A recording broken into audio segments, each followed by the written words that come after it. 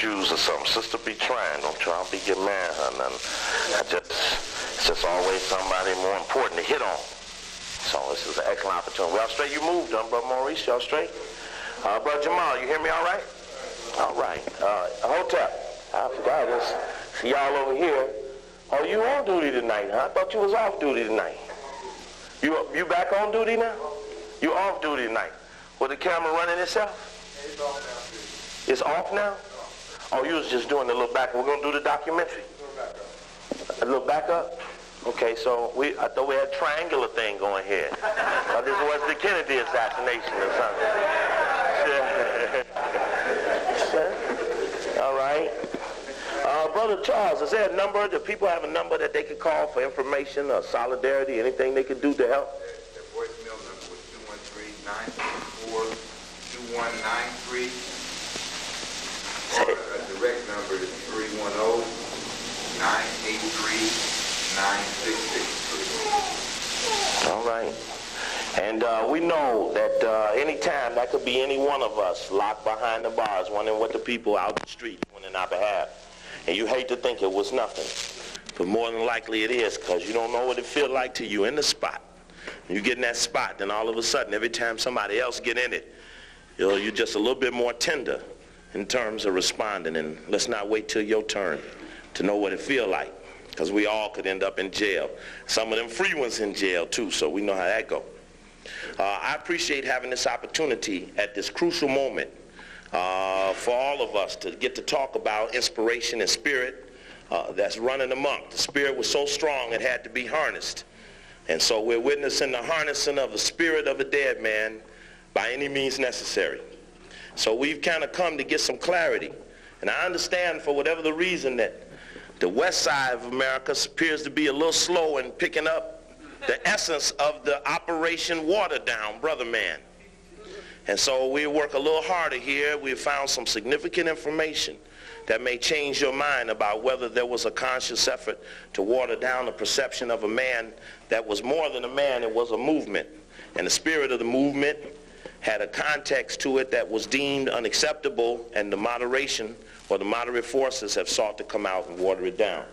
And we be honest about that. And I probably spent a minute or two talking about that last election. How many of y'all voted? Let's let me get a feel for this here. I'm very proud of all of you. But I got to ask you a question. And brothers and sisters from Long Beach, and I see some of them here tonight, and I appreciate you being here, because we were over at the Black Student Union meeting yesterday, Friday, and where we at? We was in Rialto this morning. Where's that at? Way out there, down there in Las Vegas, I felt like. I way the fuck out there. I said, damn, Mark, I didn't even know it was black people out there. It was out there, though. There had a bunch of them. We had a little meeting in brother's house. We had a good program today, very inspirational. We getting to every little spot we can get to. Just at this moment, it's very, very important. Last Saturday, I spent a little time talking about the X movie and stuff, and talk a little bit about that selection. And I wanted to remind us all of something that we keep conscious every time we talk, that it might feel real good. In fact, if you all remember when Clinton was out there in the black community in Washington, I was out there. I was on the street trying to represent y'all.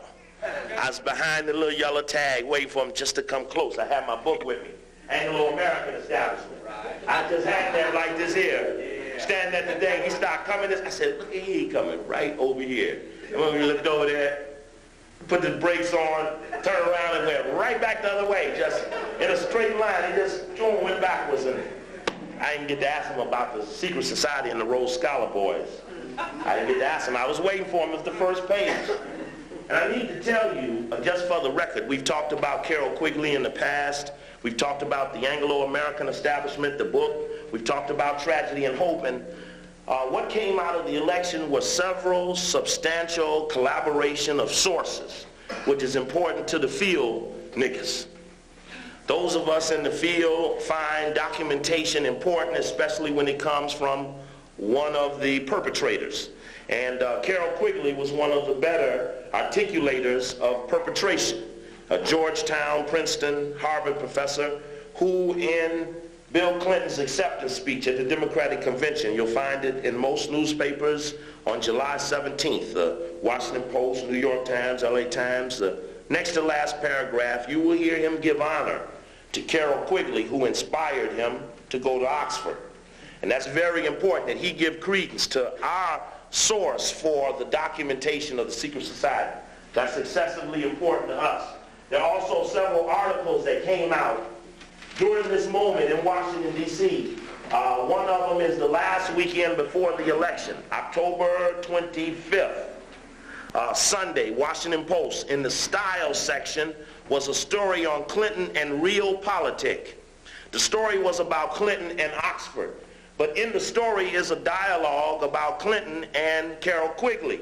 And it was a discussion about whether or not Carroll Quigley was a genius or a kook, because it said at the Georgetown campus, this man that was so inspirational to so many thousands of students was looked at as a genius by one group of the school, but looked at as a kook as the other. Now that two-sided explanation fits a pattern when they're trying to yoke or hide something. The guy can't be both of those things. But if you call him a genius, then you have to collaborate the documentation that he gave, which is his most profound contribution to literature. But by calling them both, you could repudiate this part and call some other aspect of his persona worth emulation. But we got real good collaboration and dialogue of his role, involvement in Clinton's development, as well as Clinton saying that at Georgetown, Tragedy and Hope was required reading for all students. Thought that was very interesting, because any of you all who know the impact of the book know that the book is called A History of the World, A History of Civilization, or some shit like that. But the point of the book is about the inside scoop on the real controllers and engineers of the New World Order. And it had the documentation about that circle within a circle, secret society that is in the core of our explanation of the enemy. And so we give honor to the elevation of the sources that will further collaborate the things that we need to impress upon our own people. And also up here is an article, and I'll tell you the date, when it was revealed that Clinton was in possession of 170 shares of stock of De Beers, and that it was put in his wife's name, Rodham, or something like that, her maiden name, and that these 170 stocks of De Beers, which is a subsidiary of Anglo-American, which is the corporate entity that now is the reflection of Cecil Rhodes and Rothschilds coming together to take the diamonds and gold in South Africa. Clinton is a Rhodes Scholar. He is trained with the money that was left by those people. And I don't really need to do it again, but I have to always be conscious, and you've heard it 1,000 times, that there are people who will pick up what we're talking about through the videotape and the audio tape and have never heard us before. So I don't want to leave a moment just to drop this paragraph within their reach so that they understood that this was a monumental cornerstone to the dialogue about whether or not Clinton can deliver, because those of you who stuck your hand up, probably along with the whites, have called for change. Change is what I know is called revolution. But somehow maybe you thought sitting down was going to produce the change that you sought, when in fact I have to wait for you to see that there's no white man alive or coming that will ever deliver for you, but I'll wait a little longer. I'm going to wait a little longer. Malcolm was waiting too. Malcolm was waiting too. We have to wait a little longer for you, because in spite of what we say, you still have a slight glimpse of belief left in that he somehow will deliver. And it's good more people voted than ever before, because probably the system got one more round. If it don't deliver, we'll tear the damn thing down. But there are those of us who know it will never deliver, and we wait for you patiently. Check. Another article. Another article, a footnote. Now these are just footnotes. This is for the people who take it upon themselves to be the X in effect and take the information and work the people in your circle. That's the move. Work the ones, hey, come here. You heard of Professor Quigley before? Who the fuck is that? Look, this is the only professor you should remember. He said these three things, and these three things are important to us because we're building a psychological rationale with each other about why revolution is necessary and who ass must be kicked to make it come about. Check. And there ain't nothing else going on while we're doing whatever we're doing. There's nothing else going on. Anyway, footnote, Washington Post magazine, March 23rd, 1975, The Professor Who Knew Too Much. You'll love this, brother Osafu. This is borrowing a few crucial lines from Georgetown University professor's book, The Ultra-Right Made a Scholar of an Unwilling Hero. It's about how the right wing in the books, none dare call it conspiracy, and the Rockefeller file. You see anything in there, brother? Oh, here's the new list of the bootleg in L.A. You might want to look on that. I got that since I've been here last. You know, every time I leave, I come back with something new. I ain't come back here look like I looked like when I left here. And that's the power of the growth of the operation. The operation is growing. I have to confess, the shit is getting strong. And the X thing really played into our hands because this is the moment. Y'all brought it up. Now we're going to clarify it. And while we just clipping over to the movie for a second, we must give our people a moment. There's a big argument developing over the movie, and when someone says, I like the movie, the people who know it's inaccurate want to beat them. But we will do this. We will do this for a person who works hard all week. And you brothers and sisters at Georgetown know, at Long Beach know, I have suggested this already, that we have to allow a person who works hard all week, eating much shit from the white man, show up when he say show up, eat lunch when he say eat lunch, work overtime when he say overtime. And they wait all week and spend their little $7 on Friday night to watch a 3-hour movie and hear a black man talk back, even if it's just a little bit of the movie. That be a profound moment in that week, and we must allow our people the right to be entertained. So we say, okay, then I'm glad you liked the movie. It could be entertaining, especially depending upon how much shit you ate last week.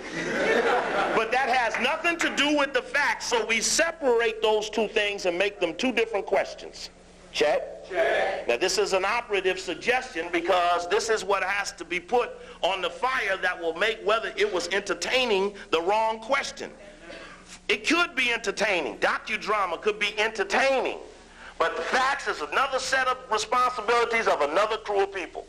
And so as we go to implement the facts about the X, we separate that from being entertained, and we avoid the initial fight that avoids computation. Computation is that we come to some organized conclusion looking at the facts and revolve of the matter so that we can come up with the right conclusion because we had the appropriate formula.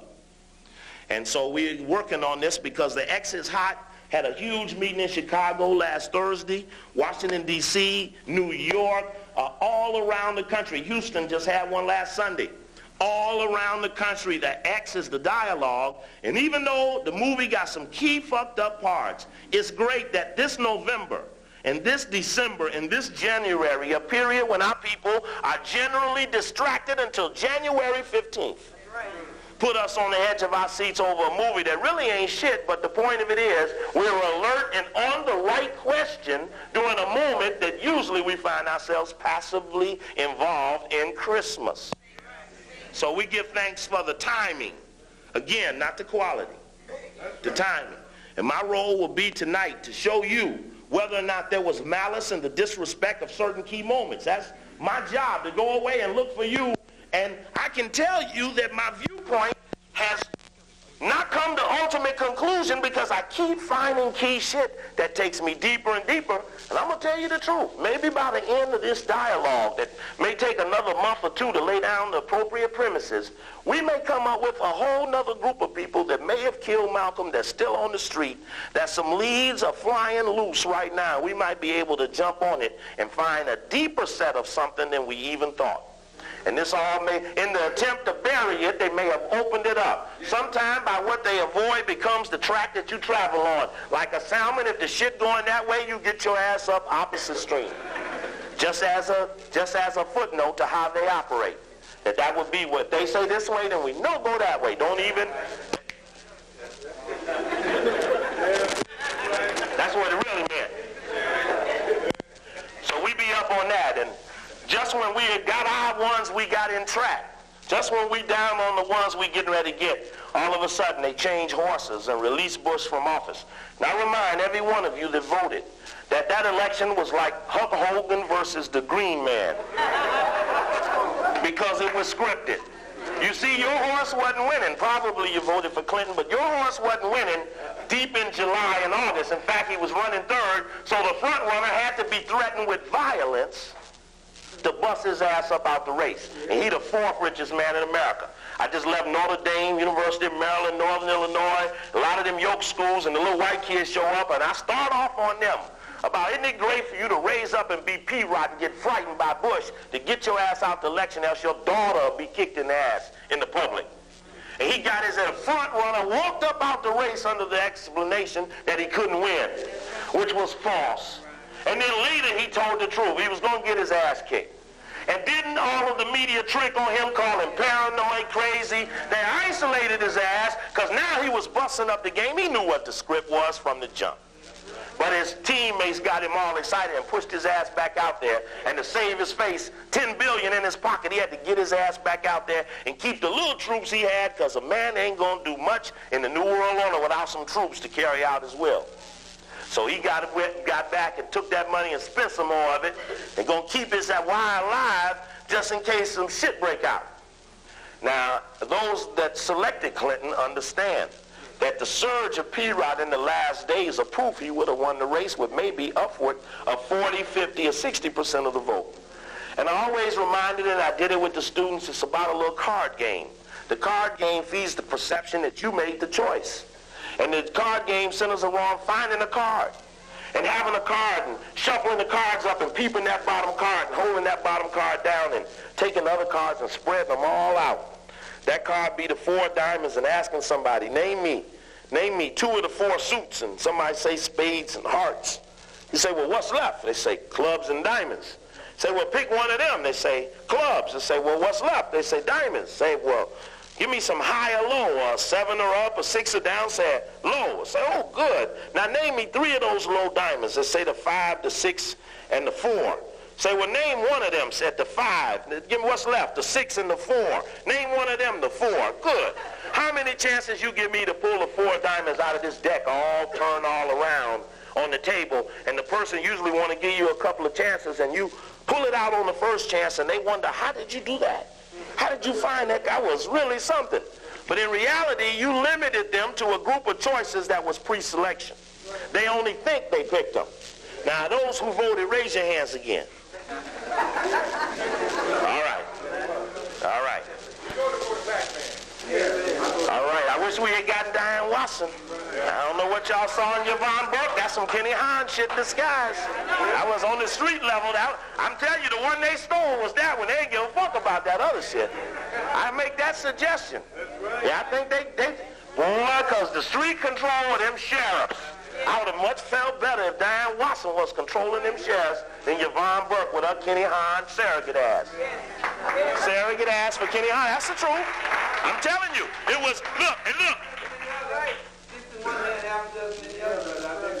That's right. Well, I think, brother, in the long run, you will find out that what it comes down to is how willing will that person be to turn the police on your people. The police is really all that matters. We know they cannot deliver jobs, they can't deliver goods, and they can't deliver services. And I tell you, around this country, they moved Marion Barry out, not because they didn't know he did dope, but because when they call the police on the Howard students, he wouldn't put it on them. But Sharon Pratt Kelly will. They know that.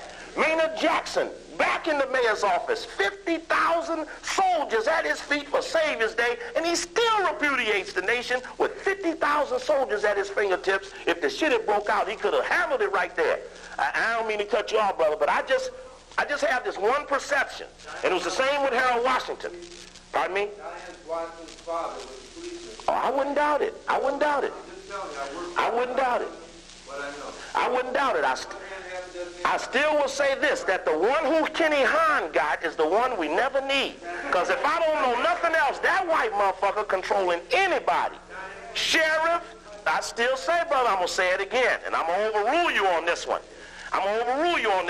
See, if you say Yvonne Burke, she ain't got no soldiers. She don't have one soldier in the county government. But all the motherfuckers that gonna keep their job will keep their job. The ones that Kenny Hahn put them in, if they carried the sister over the line, they could keep their jobs. And that's what the deal was. So all the ones you hate will remain forever. And whenever we have two people of equal unrest, then we want them to keep changing horses. Because keep starting over causes confusion, gives us a chance to catch up. Yeah. So I don't care if Yvonne Burke is Kenny Hahn and we needed Boogeyman to switch that horse. Yes, brother. Also, Willie Williams was partly responsible for that destruction out front of people filling the move when he was in Philly. Yeah, and I hope you saw Bradley release his volunteer rumor control program in the paper 2 days ago. In fact, the motherfuckers up in here tonight. Oh, yeah, they better get their ass up in here. They know what we've been following since we've been here. They're up in here tonight. They better have their ass up in here. And they say it's coming again. You motherfucking right, it's coming again. You got it coming. And it might come at 3 o'clock this time in the a.m. instead of 3 in the afternoon. Now, you need to lose some sleep tonight. And one thing I will tell you that I have been briefed on since I've been here, that somebody penetrated the LAPD informant squad. Now we got some of your names. And one by one, we're going to see you late at night. You know who you are. That's how I know you here tonight. So the war is on. The war is on, and some things will be done quietly. Yeah, we're in the emerging moment. This is a great moment. And S.O.1. Hold it now, I want you to understand what the violation was. Talking to another white, calling another black's disagreement petty. That's a violation. You never go to the white press. L.A. Times, L.A. shithead, I wouldn't care who it was. You can't be in no black bookstore mouthing off to no white press about your disagreement with another brother. That is off limits. And James, who I know is a pathological liar, he has lied to me pathologically. And I have tried to beat him for that, and you understand the history. Those of you all who know the history, I dealt with that. That's in the past. Let that be gone is gone. But I do understand. Yes, brother. Well, here it is right here. It ran in the L.A. Times, Thursday, December 3rd, 1992. The article was called Movement Carries On. Ex-grassroots group is promoting understanding of the slain black leaders' philosophy and reliance on African Americans today. Relevance to African Americans today. Written by Joyce Lynn Stewart. Now, somebody told me to ask if the media was in here tonight, but the media don't fuck around with no Coakley shit, so you can raise your hand if you want to, but I told them 9 out of 10, your ass ain't up in here tonight. Because you know if it don't come out right, anybody here from the media? If it don't come out right, you know we make the camera shoot your faces. I'm notorious in every city. For every time the media has been identified, I make the cameras and the photo cameras put their face in the picture and remind the people that if the shit don't come out right, we're going to kick their ass. So they don't show. And that's for their own safety. And that's all right, though. Now, that ain't about bragging. Now, this is, they look your ass up. When they decide how they going to try to deal with you, they look your ass up. And so they trying to come up with the medicine for the depth of the poison. So they be digging deep, but they got to come deeper than that. And so we don't allow the petty theft. That's what we call petty theft. Somebody going to run in your meeting and run out and misperceive it. That's petty theft. See, a fool let somebody run in and do that. That's why I call this paragraph off limits. Shortly after the movie was released, S.O.1 Books, a black-owned bookstore in Inglewood, held a discussion on the film. Some who attended were critical of the film. Others, such as co-owners James Fugate and Tom Hamilton, discussed the criticisms as, quote, petty, and praised the film as, quote, the most powerful movie, end of quote, ever done about a black person. I like the 5 Heartbeats better than that. I felt better as a black man. I felt better as a black man watching the brothers do this here. Now, I'm going to tell you the truth. When they stood up for the brother whose sister was pregnant, and the brothers put their hands in and put it in their pocket and reached out their little money and gave it to that brother, that brought tears to my eyes. That was brotherhood. I got big spirit out of that. Yes, brother. Even better film is Gordon Parks' film called Solomon Northup's Odyssey, about the brother up in New York who was stricken to go down to Washington, and they re-enslaved him. They enslaved him because he was a free African, and they enslaved him for 12 years. I need to find the movie. I need to see it. I'm negligent. And if anybody got access to it, teach it up on me. Yes, brother. I need the better film is my film, Dawson. All right, brother. Stand up for that. And so when the question comes up about what was the most powerful movie about a black man, more than likely it'll be the one that was most financed by a black man and black woman. And we'll kind of know it by who put it in it. And then the paragraph preceding that, prior to that, contained other statements that brothers who were at the meeting. See, what has come out about this story is that the brothers and sisters who were at this meeting believe that statements that they made are in this article as a he said and a she said, which means that somehow somebody was documenting the meeting and had press in it privately, unbeknownst to the audience, or taped it and turned it over to the enemy, and either one of them ain't good. Because don't ever set your people up with the enemy in the room and not tell your people that they're there so you could avoid documentations like one brother calling another brother petty. See what the white man did? He got right in the middle of that. Yeah. And the dialogue, where it goes, is in the wrong spot. And so that's kind of what it is, brother. The article is dated December 3rd, 1992. Yeah, Thursday's paper.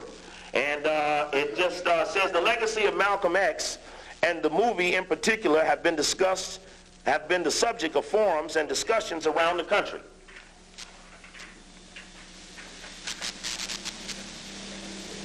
All right. Thank you, Brother Nkrumah. The legacy of Malcolm X and the movie in particular have been the subject of forums and discussions around the country since its release last month, with some activists arguing that the film is historically inaccurate and has, quote, been sanitized and, quote, co-opted to make Malcolm more palatable to white America. Now, any of you all remember that quote from the meeting? Is that part of the quote you remember from the meeting?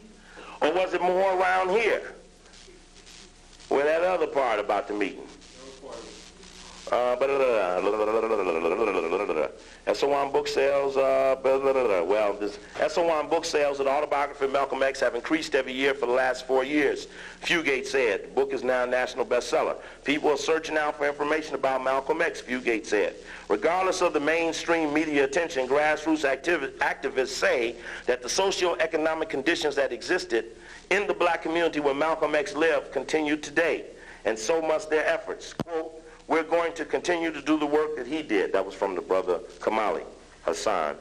And there are other little side quotes in here that the people at the meeting will better be able to verse you in as to where they thought it was lifted and how it fitted into a dialogue. But that was unfortunate. Very, very unfortunate. And, yes, sir. Even the film... And brother, this is your last interruption, much as I love you. I'm sorry, but even the film that Warner Brothers did in 1972 called Malcolm X, the documentary, was more positive than this film. And that's probably so. And we know Malcolm and Time Warner as being actively involved. The Time was actively involved in the Kennedy assassination to the max, even clipping pictures and doing all kind of stuff. Something else I saw in your paper here, since you directly saw it, was that Spike Lee was here last weekend. And one of the most notable aspects of his time being here last weekend was the article that appeared in the LA Times. Now, somebody has set a copy up here on the table that has the front sheet on it. And Lisa, did you see a clip up here? It could have been yours. I just saw one up here. It had the front side to the, oh, here it is, way down here. There we go. Thank you, sister. Spike Lee defends Malcolm.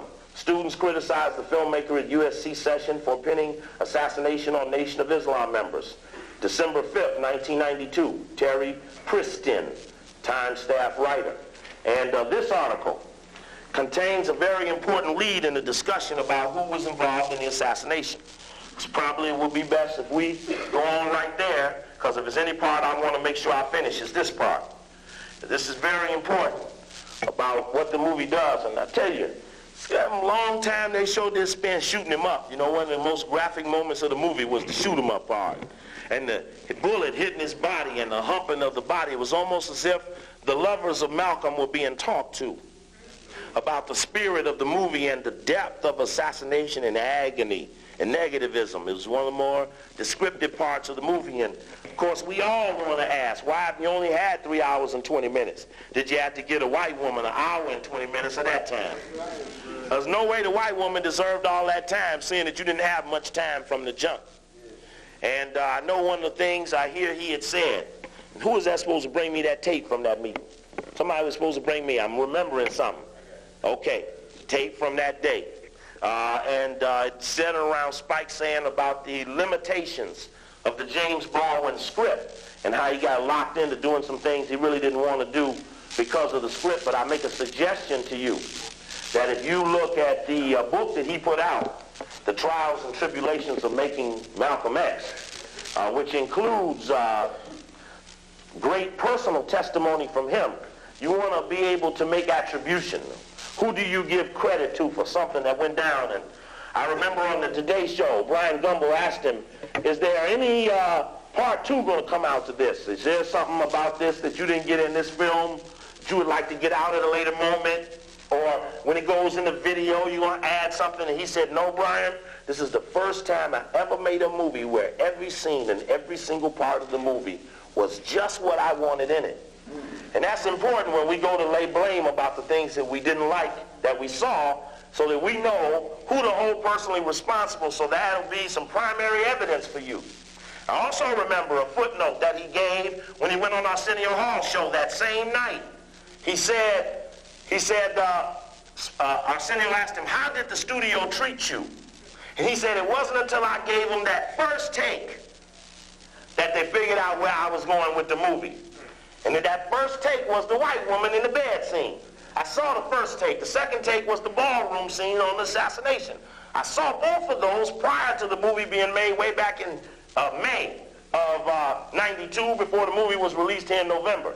So we know what it was that they saw that they liked, that wet the tongue, that produced the saliva, that gave them enough money to go on and finish the story. And I still don't like it. I have to give it to Brother Ernie, who's an Indios, or a Native American, as some might call them. They prefer to be called Indios, or people of God. And a brother gave a forum with a bunch of other brothers in New York about the movie, and he asked the question as an Indios about why would the black men allow this black man to have a black sister standing in a courtway sucking the groin of a sick, degenerate white man. Because maybe he could have described the event better than he had to show it. But why did he have to show it, and why wasn't the same humiliation given to the white woman that was with Malcolm? And I remember that white woman. It all makes some sense to me now. I remember that white woman from Jungle Fever, who even on Arsenio Hall said, I would not let Spike Lee do certain things with me as a woman. And he and I had a big fight, and I only did what I would agree to do because I wasn't willing to do all he asked me to do, even for money. So that raises a condition of engagement that in those circumstances, should nobody even have to stand up to repudiate an opportunity to suck a white man's groin for some actors' equity. And I make a suggestion to you that that is a violation that subtly resides deep in the movie and might not understand why he had to give the portrayal of that situation. And then Ernie went on to say, I worked for a pimp one day, and you ain't gonna have no white woman doing what she doing for you, and you ain't degradate her more than you degradating her. There was a lot of deepness in that rejection of the sister, the beautiful Sister Virgin, who ends up being a whore to keep the white woman. That was deep. And another sister in Columbus, Ohio, a medical doctor. 2 Fridays ago, we had a little meeting. And the sister raised the point about the analogy, which I believe was slightly misgiven in the movie. The analogy about the clean glass and the dirty glass. And I thought the analogy was, here's a clean glass and here's a dirty glass. Where would you like me to pour your drink? But in the movie, they use some dark substance to be ugly and some clear substance to be clean, and the choice was whether you took the dark thing or the light thing. Now, you might not, got to watch it again. It was knee-deep. It was just subtly laid in there that darkness was the evasion of ugliness, or equated with ugliness, and that was the analogy of Elijah Muhammad and Malcolm over how do you show the people what choice to make.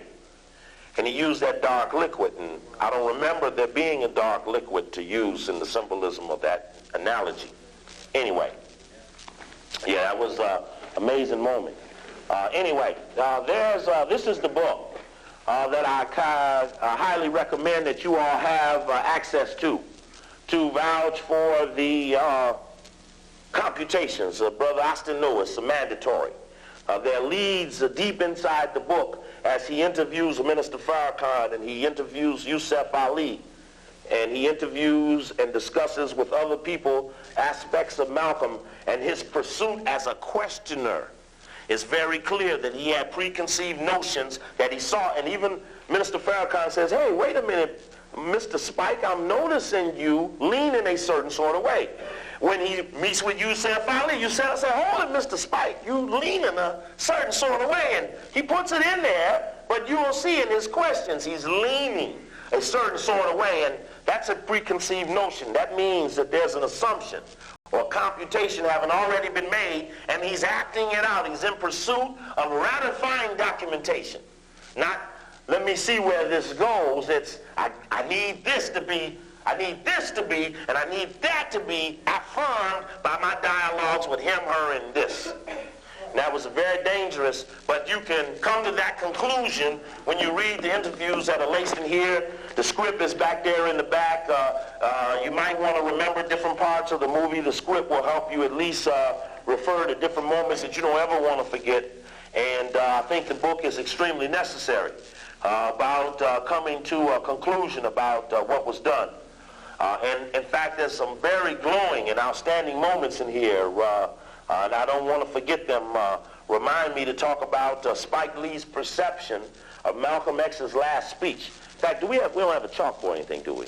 How well is that set? Anyway, I'll do this out in front of you. I think you ought to be able to piece these dates together because we want to remember a few things that were done in consecutive moments. And I remember, it's just a little sidebar, I remember going to Dallas and meeting, being hosted by the brothers and sisters in the National Black Rifle Association. And I remember that brother there who was an old-line Muslim from the mosque in Newark, New Jersey. And he was telling me, when Sister and I were down there, he was mouthing off a lot about the Malcolm X assassination thing. And I just didn't know the brother well enough, so I wouldn't let him engage me. You go in a lot of places. People that host you are not necessarily people that you know well, not as well as I know the brothers and sisters here. And so there's this moment where you're just not opening up, telling everybody everything you think about every subject because you just don't have a base of understanding whether this is a valid dialogue. And the brother spent a lot of time talking about the Malcolm, how much he knew. And didn't click on me till I saw the movie, and he said them brothers came in from Newark. The brother was talking to Mass, and I couldn't hear him. And he told me that at that mosque, they did a lot of burglarizing, robbing. This brother had went to jail. They had done a lot of killing, burglarizing, robbing, and used the Nation of Islam as the cover for their criminal thing. And it was run through the Newark thing. It wasn't until I saw the movie that it dinked in my head that the brother was talking to me. I've been trying to find the brother. Interestingly enough, sometimes I noticed that Malcolm met in the Cuban embassy in Harlem. Thought that was interesting because the one thing I remember about the brother is that says, Steve, after you leave, I'm going back to Cuba to be with my buddy Castro. And then it dawned on me that this brother still maintained a relationship with Castro, but remember Castro went into the black community, put his embassy not on UN roll, but down there in Harlem, and sometimes when Malcolm wanted to talk in private, he met at the Cuban embassy. That was interesting. Undialogued connection. Just in talking out loud, I think that brother may have some information for us. Because everyone that talks clearly about the assassination understands that some of the people that did the killing never went to jail. Everyone that knows anything about it understands that two of the brothers at least were stone dupes. Patsy print. There's not but one group of killers that leave Patsy. Oswald, Brimmer, James Earl Ray.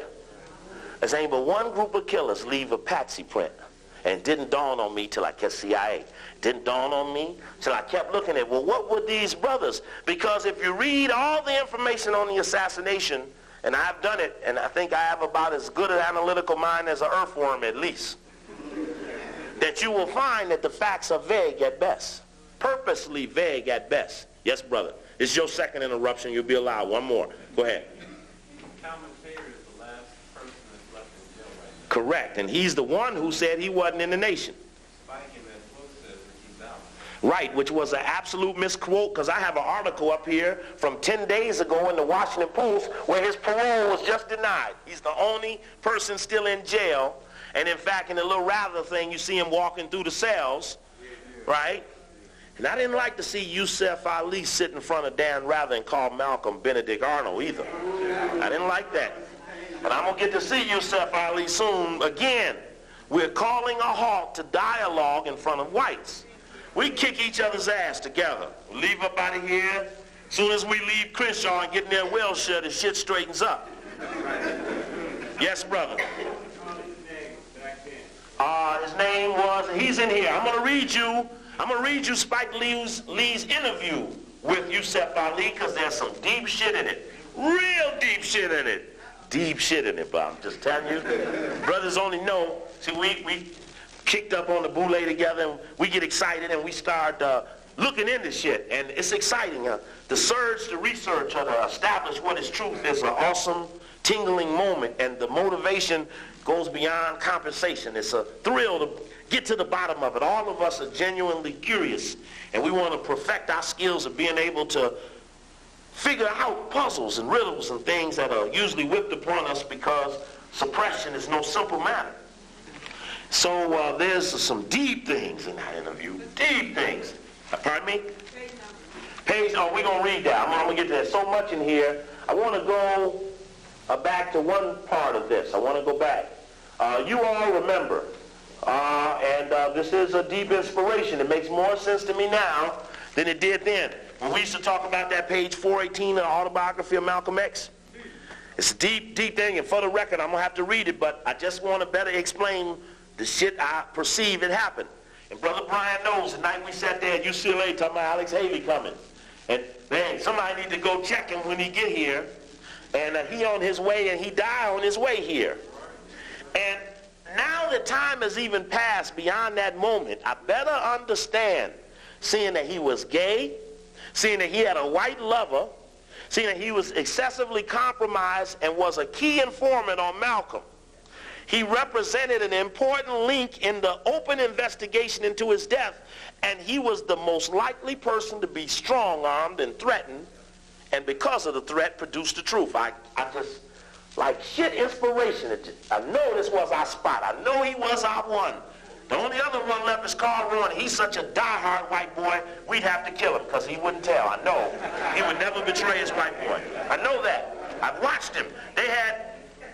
There's a program in Washington, D.C. called Inside Washington. It's like McLaughlin Report.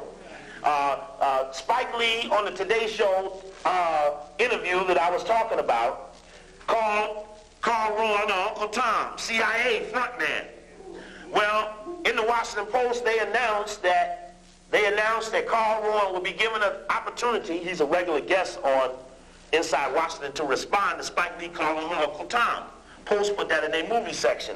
And in the middle of that, when he comes on, they just happen to put Juan Williams on that day. They never have two blacks on them shows. It's always just one black. And you know, on McLaughlin, it's Clarence Page or who the other Negro they be using? Who? Juan Williams sometimes. Keys sometimes. But there's only one black ever, if it's ever. But this time they set Juan Williams up with Carl Rowan. And when Carl Rowan went off on Spike Lee, the strangest thing happened. That Juan Williams attacked attacked Carl Rowan for being uncomfortable with a strong black man standing up and talking bad to white people. And then Carl Rowan said, well, Malcolm wasn't nothing because he didn't do anything about the three most significant things I thought happened. He did nothing to bring about the Civil Rights Act of '64. He did nothing to bring about open housing. And he did nothing to further integration. And he said those were the three most significant issues of the 60s, and Malcolm had no role in any of those, therefore he was no leader of mine. And Juan Williams jumped him. And then he looked at Juan Williams. My point for saying this is the deepness of Carl Rowan's commitments to the whites. He looked at Juan Williams, and on the video, you see Juan Williams go. He quivers, because Carl Rowan throws, I was kicking ass in Africa when you was in diapers, my son. And he threw that face on him, and Juan Williams had his eyes was open, and Carl Ron was, and I told him, I said, he gonna kick his ass when he gonna slap him all upside the head. He gonna threaten all this shit. He gonna report him to the control agents to make sure that all the ones toe the line consistently, no deviations. And Juan Williams got to deviating, supporting Malcolm, and I thought that was a strange little interlude, and I'll come back another day and show that to you. We'll talk about that. Pardon me? Who's that? Juan Williams was attacking Carl Rowan for attacking Malcolm X. That's how, and it went, and then the white man cut. He said, "Oh, stop! Let's go on to Clinton." And he had to cut. He cut him off because of it looked like Carl Rowan was gonna get up out that chair and choke that boy. And he's in that deep. And then the question became, Juan Williams says, well, what do you mean your agency wasn't involved in CIA? Everybody knows the U.S. Information Agency was a CIA front. He said, you don't know what? That's some more bad information, Mr. Williams. I'm warning you, you're spreading bad information. I mean, I went. Hey, man, Juan Williams.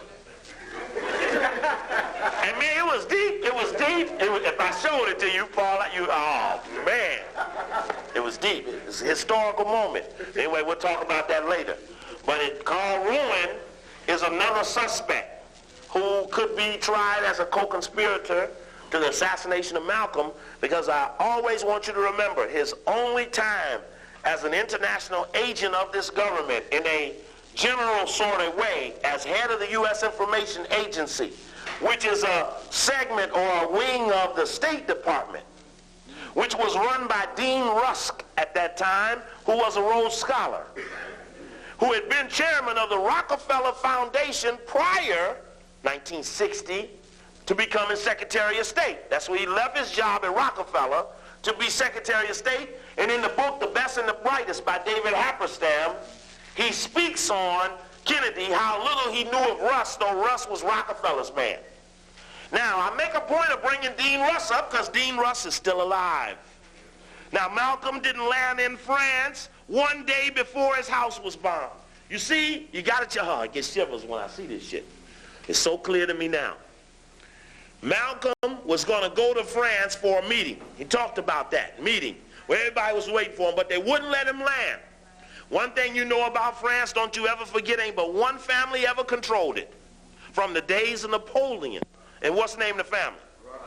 Well, beyond a doubt, if they don't control shit, they control France. Always have, always will. Now, this plane don't land. Now, what Malcolm did on that trip was he was roughing it. If he struck with the people, any good organizer know, if you strike with the people, you keep striking. So Malcolm didn't say I had to be back in America on February 12th. He was going to stick as long as it was kicking. So he goes to land in France. They don't let him land. So he comes on to New York and lands in an evening. That morning at 2:30 a.m., his house is bombed. 8 days later, he's dead. They had to get Malcolm home for the murder. You see, the murder had been planned. The brother has already said 1 week before the murder, I witnessed the walkthrough of the preparation. You with me?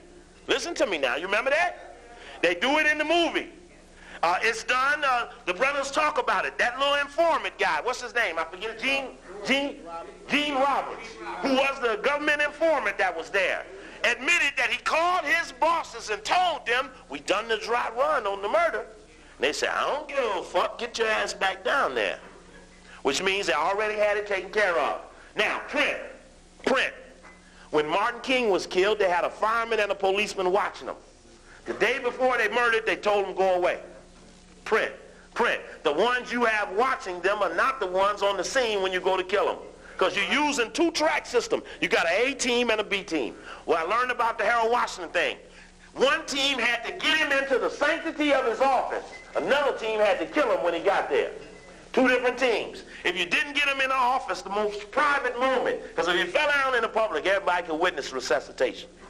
But if you got him up in the man's office where no one could go without prior approval, meant that was the spot you had. So they pushed him in the mayor's office like they hurried Malcolm home. Hurry, because if Malcolm had landed and had that meeting in France that night, and the shit hit, he might not got home for 2-3 more days. Which means the dry run, which had been planned to meet his return, would have been in naught. They would have had to wait till another date to pull it off. But these dates are like full moons. You got to play this down, and then you don't work, you got to pull off of it. Let it go around. They waited 3 rounds for Kennedy. Chicago in October, Miami in November, Dallas by late November. So this is they're doing the stalk thing. Important. In this article, LA Times, dated December 5th, about the Spike Lee defending, a question came up about the murder. And he explained in his speech that it was, quote, common knowledge that 5 members of the Nation of Islam were responsible for the assassination. Only one was caught. Now, what do that mean? What do that mean? 4 got away. So, okay, now that means 4 got away. He don't know who they are, but he know who he say they ain't. See, you understand what he's saying? Listen, watch this now, because it sounds like that Jesse Jackson shit. I never really been to a meeting, but I spoke at one. Now watch me now. Now we got formula. We're on to a formula. That's why we talk about Patsy print and certain setups. We're looking at a formula for doing things. They don't deviate from their formula because it's in their goddamn job book. How to murder the people.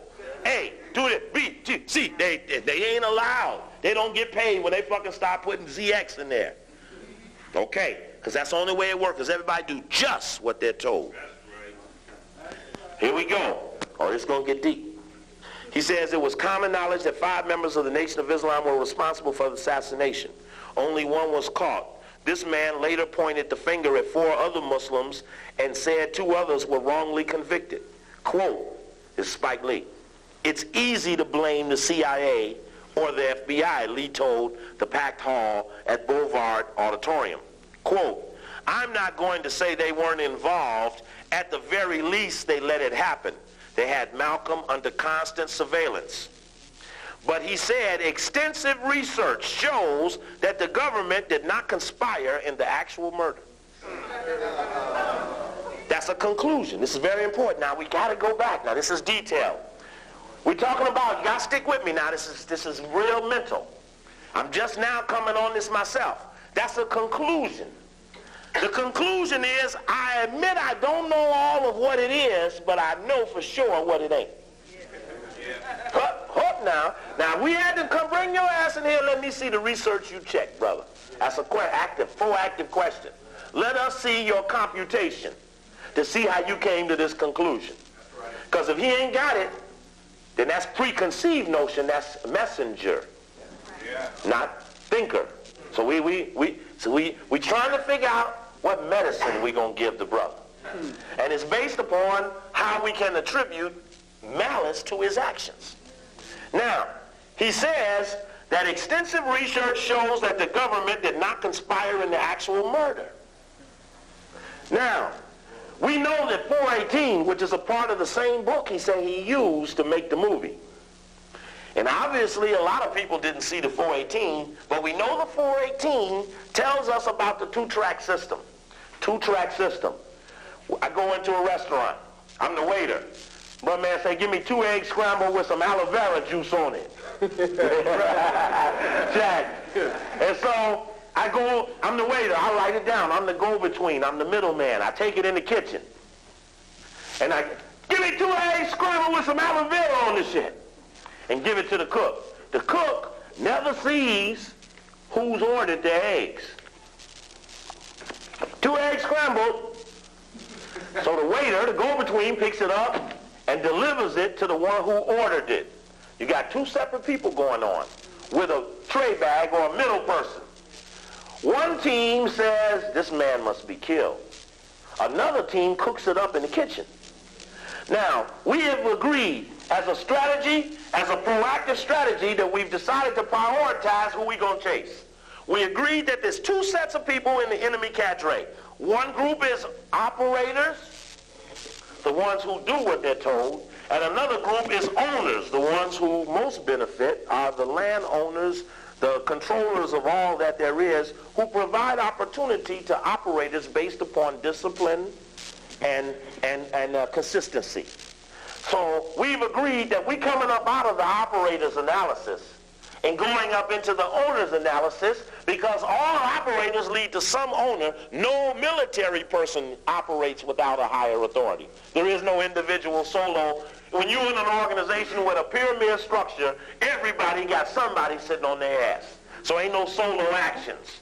So we know that if the nation cooked it up, if somewhere in Newark, New Jersey, a squad showed up, but my understanding of what the brother told me was that this squad had the authority of the police to murder, rob, kill, and do a lot of things, and sometimes they were even caught and let go. I remember him telling me that.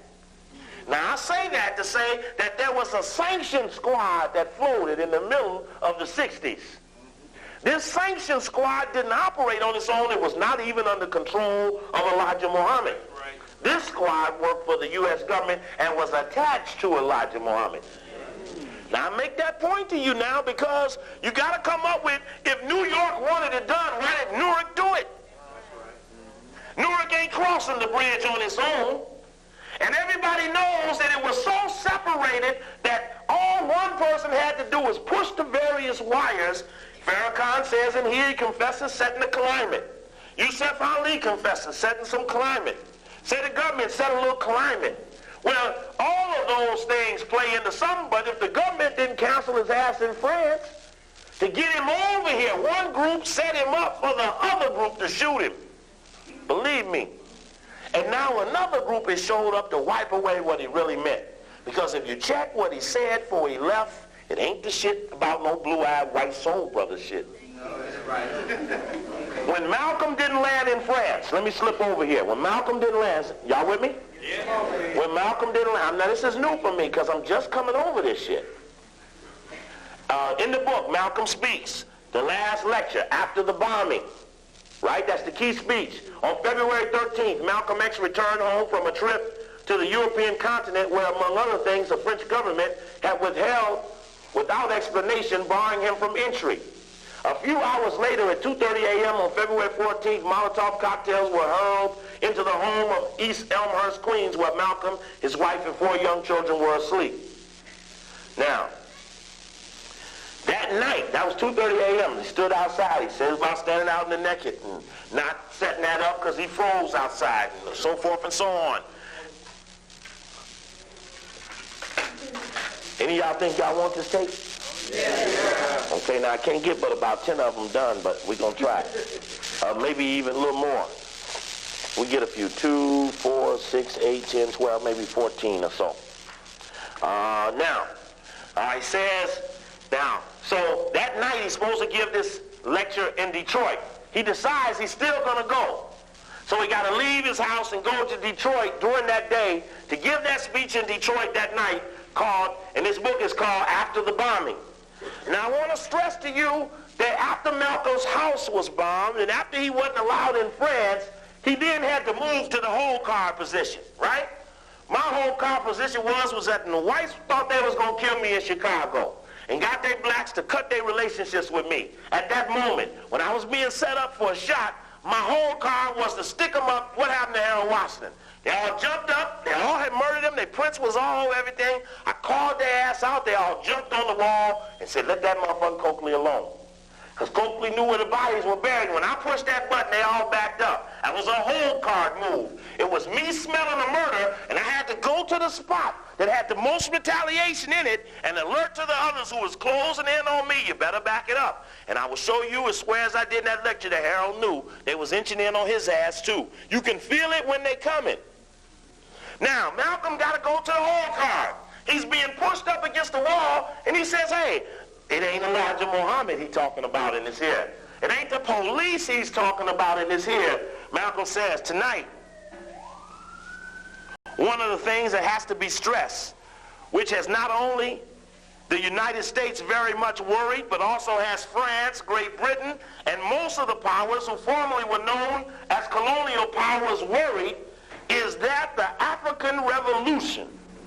They are more concerned with the revolution taking place in the African continent than they are with the revolution in Asia and in Latin America. And this is because there are so many people of African ancestry within the domestic confines or jurisdiction of these various governments. He makes a point that there's a revolution coming, but there's some people on the inside who hook the people on the outside. He then says, they began to do this quite well. When I got to Paris and London, there were many Afro-Americans in Paris and many in London. We organized a group in Paris, and within a very short time, they had grown into a well-organized unit. In conjunction with the African community, they invited me to Paris Tuesday to address a large gathering of Parisians and Afro-Americans and people from the Caribbean and also from Africa who were interested in our struggle in this country and the rate of progress that we have been making.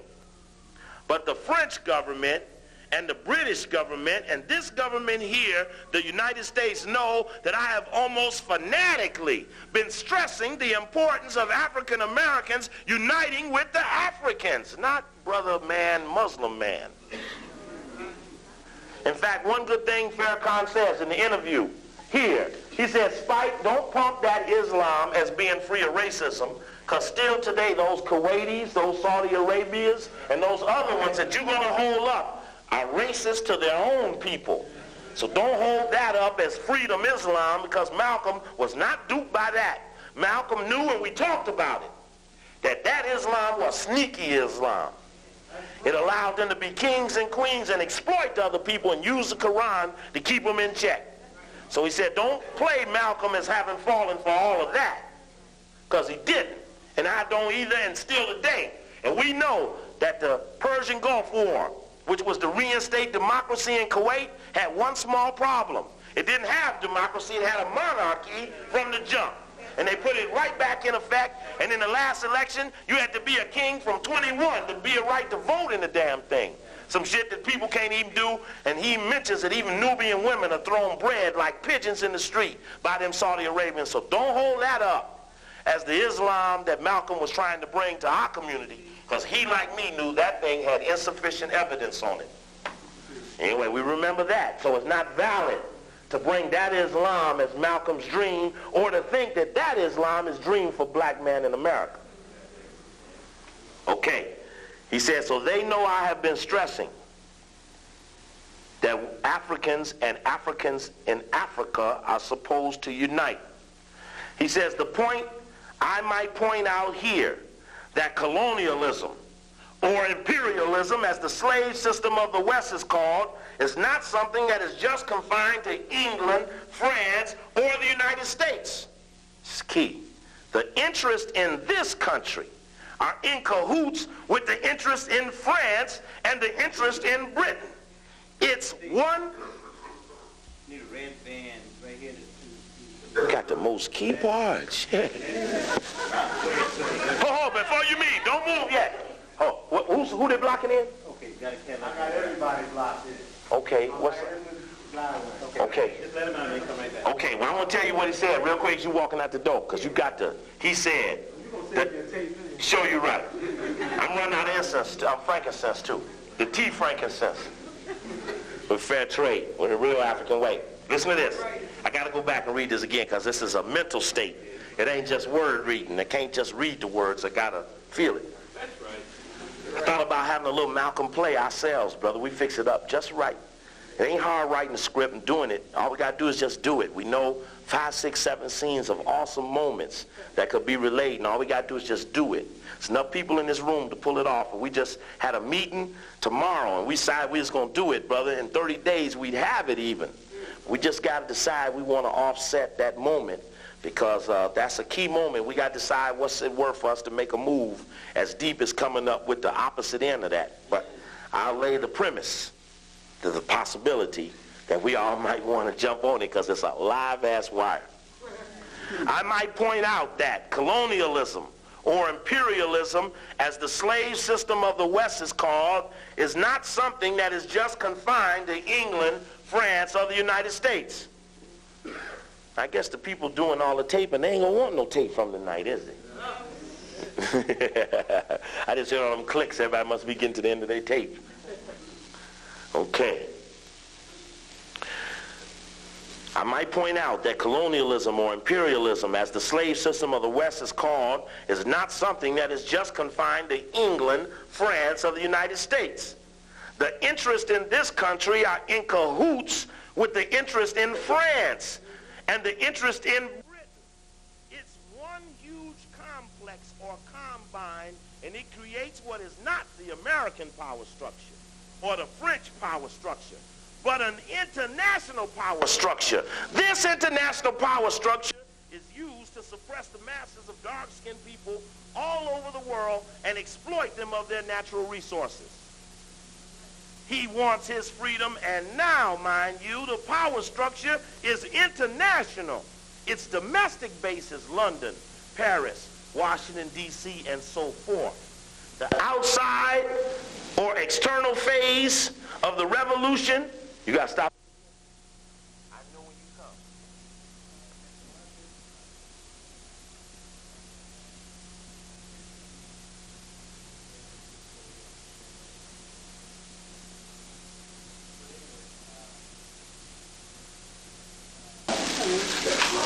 One that just pulled in? Yeah. Okay, and the one that's just in front of the one that was just in the door. We're on the verge of a major murder mystery. We fucking hocking cars, doing valet service shit. Sure. Man, I'm fucking, this kind of anti-dramatic and shit. Man, let me sit down. Man. Come on, we're going to pause on this. No more passes out. We're going to pause on this, so you can be right back when you want. All right. Okay, now, Let me make a suggestion to you while I'm in the pause. And any of you all that want tapes and have to go, don't forget to slide to the table. Some important things over there. There's at least 6 copies of a 2-lecture program I gave in Chicago weekend before last that was very, very powerful. It's a 5-tape set. It's $25. I only have 6 of them, but it's a very profound moment. I don't know how many copies we have of the program from Washington, D.C. Last Tuesday, where 1,000 people came out. But 4 or 5, but it's Copley on the X movie. I highly recommend that. There's a tape over here called Boule, Its History and Structure. Remember, we did that tape at The Good Life. It's awesome. But the special message to the Boule, been kicking ass all over the country. I highly recommend that dialogue about the people who have come out to support the Boule, even though it's illogical based upon their ideological base. But I didn't tell you go give me that paper. I didn't tell you go copy that. You got to talk to me first. Make sure you know what you're supposed to do with this list when you get it. I knew you was looking in my boxes for some reason. They were raping me. I thought I felt something.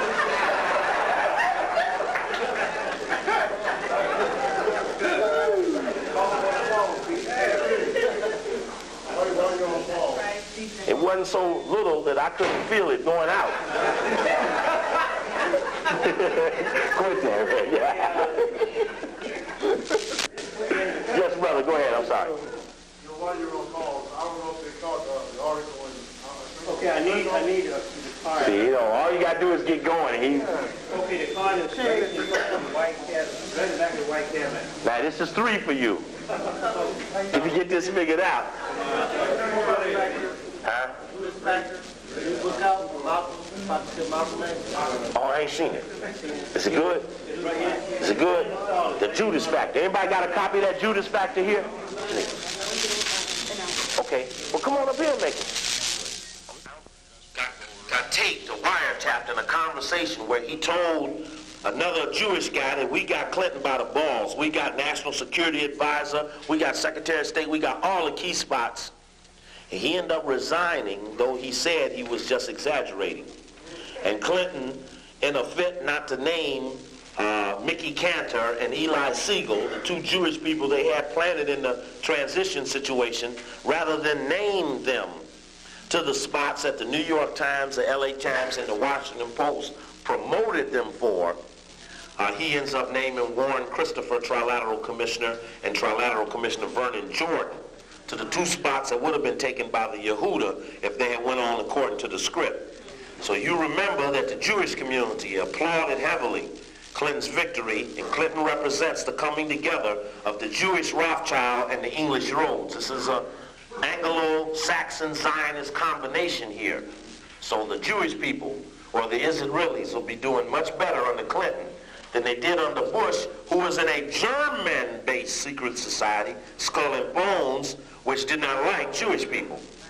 So now we're in a new phase. So those of us who have been called anti-Shemitic have to be especially alert during this moment, because we won't be covered by a group of people we never saw, because you might not believe it. But Bush stopped them from doing certain things, not in love for us, but in hate of them, and helped some of us beat on them, not because they wanted to help us, but they liked them less.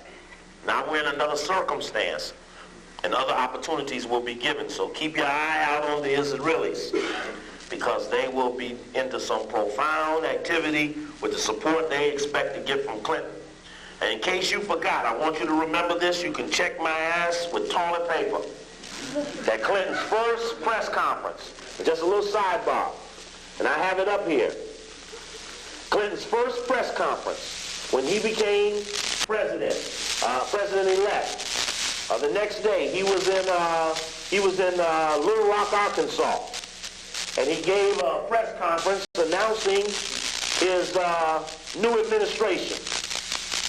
And it was a glowing statement that he made. He made three things prominent to the people. It wasn't but three things he said. And I just want to look for the cover of it, because just on the surface, you may find it important to know. And I just saw a picture of my man Reddick Bowe. God bless Reddick Bowe and Rock Newman. Because I'm going to tell you something. Them is two real black men right there. You'll be very proud of them two brothers. They may be the ones that come out and finance the X investigation and do some things to help some of the scholars do the deep research that needs to be done, because them are two real black men there. That's why at Rock Newman, he never met a white man he wouldn't hit in a minute if he felt he was disrespected. And that's our kind of black man. Malcolm would love the brothers. And Rock crowned them right in the ring. What you call it? Pow.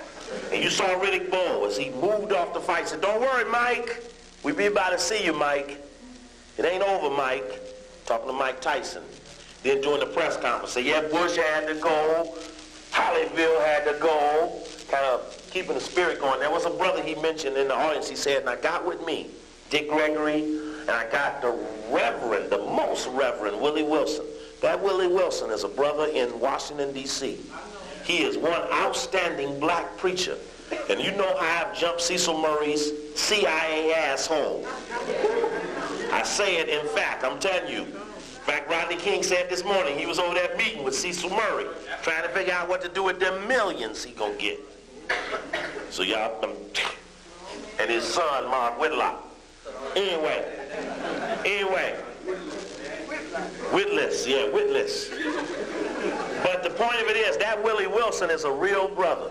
And he has a powerful church. He's the one that renamed Brother Marion Berry, Brother Anwar, which means warrior. And this is a very sound, solid black man. Real outstanding preacher. And one thing I'll say for Willie Wilson, about a month ago, when they thought they was going to whip that death penalty down on the people, he took his people to the 14th Street Bridge, which is the main bridge to link you up with the National Airport and D.C. He threw down on the bridge, and they didn't let the bridge go till they got what they felt was an agreement that they wasn't going to throw no death penalty down in D.C. These are some outstanding brothers. And Marion Barry being reelected is a statement. It ain't about that the brothers and sisters in D.C. are in love with the brother, but they are profound about showing a white person that we will put who we want to in the spot for us when we say we will, and that's all that matters to us. And that's deep movement, that you could take a man from that deep devastation and put him back in a $72,000 a year job to be a city council person in Washington, D.C. It's a humbling thing to see that switcheroo come down and to know deep up in the community is this type of feeling. And it's just a profound moment. And to see Osti Hastings get to look at John Conyers on the floor of the House. Another moment, you know. The brother do some good shit and he do some goofy shit too. I'll never let him get away for that goofy shit he be doing, because I got to know him a year ago when we were here for the program in Long Beach, and he do some goofy shit too. And everything he did in the case wasn't so okie dokie. Some of the shit was bullshit, and I ain't got no problem saying it. But for whoever he was running against, he was better than they were. And it's important to sit him back, not again because he's such an emulatable character, but we're in a moment where we're telling them what we want as opposed to doing what they want, and that's all it was. Ain't no deeper than that. Check. Is that fair? That's straight. Because they know from the Yahweh trial, everything he did wasn't pro-Yahweh. Quickly, before we go back to the Malcolm Bain, transcripts of Clinton's remarks on the White House transition. This is his first statement to the press the day after he was selected. This is the transcript. He says, today I want to reaffirm the essential continuity of American foreign policy and my desire to seek bipartisan support for our role in the world. So the first statement was to assure the essential continuity of American foreign policy. That means that South Africa, however it was, it will be. France, Germany, Australia, however it was, it will be. It was Bush then, it's me now. You are assured continuity. The second affirmation. I also look forward to getting to work on the hard and vital task of restoring our nation's economic strength. How many of those tape number ones you done run, Brother Ed? 4 so far. Okay, I think you better stop at 12. Make sure you got 24 tapes there. Okay. He says, I look forward to getting to work on the hard and vital task of restoring the nation's economic strength. Today I say to our financial and business leaders, although change is on the horizon, we understand the need to pursue stability.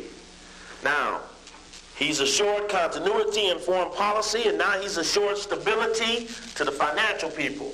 And there's no way they can be stable and you can be safe and secure, because those are contradictions. Only when you're exploited and violated are they stable and profitable. This is a capitalist system based upon the capitalizing of another person lesser than you. So don't get confused. And then he says to the people that elected me, his third statement, that I'm sorry that the expectations have been risen so high, and what I promised to do for you might not be able to be done in 4 weeks or 6 months or even 4 years. So be patient with me. And I thought about it. The foreign motherfuckers didn't vote for him. The financial boys, ain't enough of them to elect them. They got what they wanted. But you is on hold. I just make that statement. You check the record.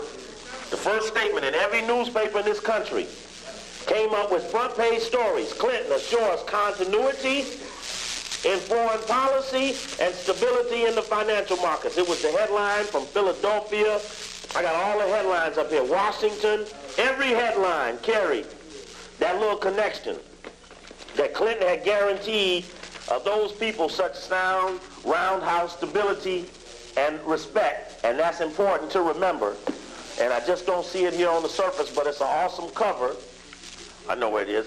It's an awesome cover, and all it does is vilify the fact that they're not on the track for us, that the track that they're working on is designed for them. And it has nothing really to do for us. And that's just another trick that was thrown to us, a little bone that we fell onto.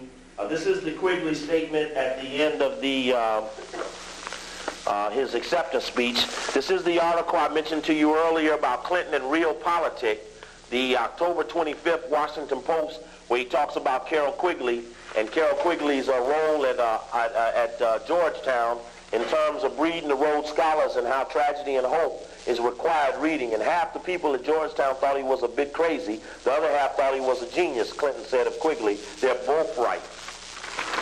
But that's just his way of kind of plausibly denying his most profound parts. And that was the parts dealing with, I'm just going to thumb here real quick because for the camera, if I had this headline, it would just provide a little background for everybody to go check. Oh, here we go. Here we go. We can do it. We can do it. Clinton reassures the Allies, affirms continuity of American foreign policy, stable financial markets a goal. Foreign allies, foreign policy, financial boys. Where are the people? The people are not in the headlines. And I can show you every paper that day continued to declare. Now this is important because the financial boys could jam the market the night if a nigga won. Financial market gonna vacate the premises overnight. Wall Street gonna close down. Right? Police gonna stop obeying orders.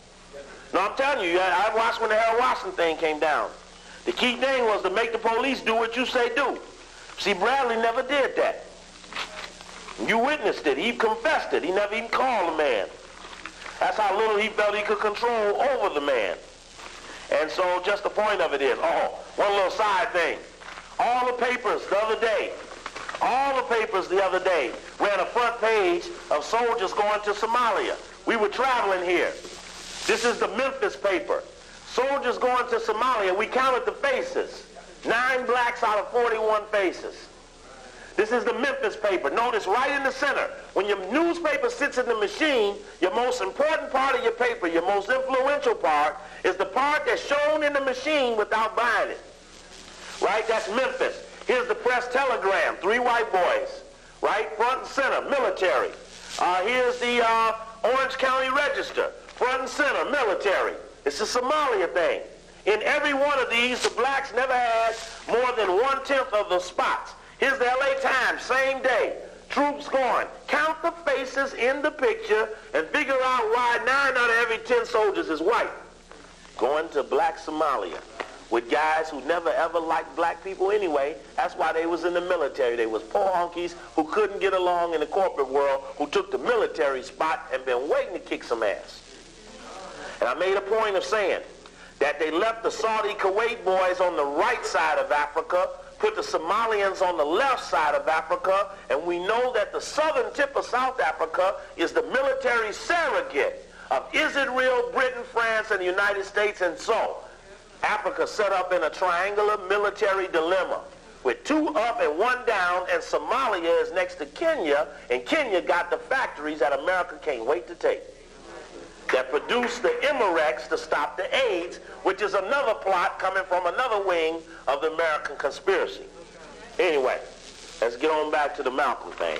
I didn't get a chance to get to them, but I wanted to show them. I had some more headlines in here about that Somalia thing. Let me get a chair, because I don't want to miss some of this shit. It's going to get good. I got to sit down. Shit is shocking. At the right moment. It ain't right yet. Now, back to this here. Malcolm speaks after the bombing, 8 days before he died. Now, I bought one book. I bought one book in Columbus, Ohio, just so I could show you.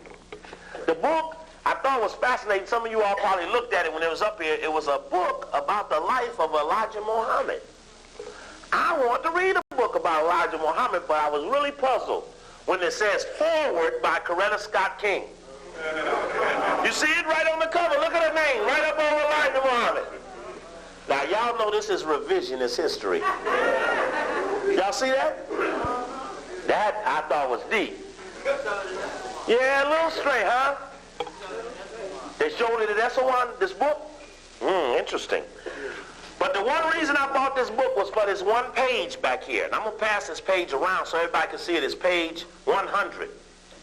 And it's Malcolm's headquarters. The caption says, early in the morning of February 23rd, 65, just 2 days after Malcolm X was gunned down at the Audubon Ballroom in Harlem, his New York City headquarters, which had been located on the 4th floor of this building, was firebombed. And the building, if you look at the picture, was blown. The whole top of the building is blown off. That was 2 days after Malcolm's death. 10 days after the house firebombing. 9 days after the speech in Detroit, and 11 days after being denied access to France. And my point, that's a devastating picture when you look at the bombing. That means that Malcolm may have lived in Benjamin 2X and the others that were there left, who were about to build that international grassroots organization. Now remember, this was Malcolm's profound contribution, international grassroots organization. Got a quote up here. Don't forget to remind me to read you the quote. Oh, here it is. Here it just says, Malcolm, what was the highlight of your trip abroad? And this is something we don't get. This is back into the movie. This I'm going to slide you back over to the assassination because it's a profound connection. This is Malcolm X talks to young people.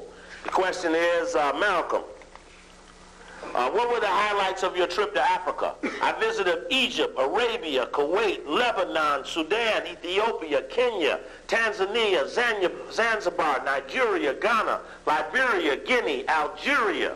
During that trip, I had audiences with the President Nasser of Egypt, President Nyerere of Tanzania, President Kenyatta. Oh, shit, I got to talk fast. Man, President Jomo Kenyatta of Kenya, President Milton Obote of Uganda, President of Nigeria, President Nkrumah of Ghana, President Sekou Touré of Guinea.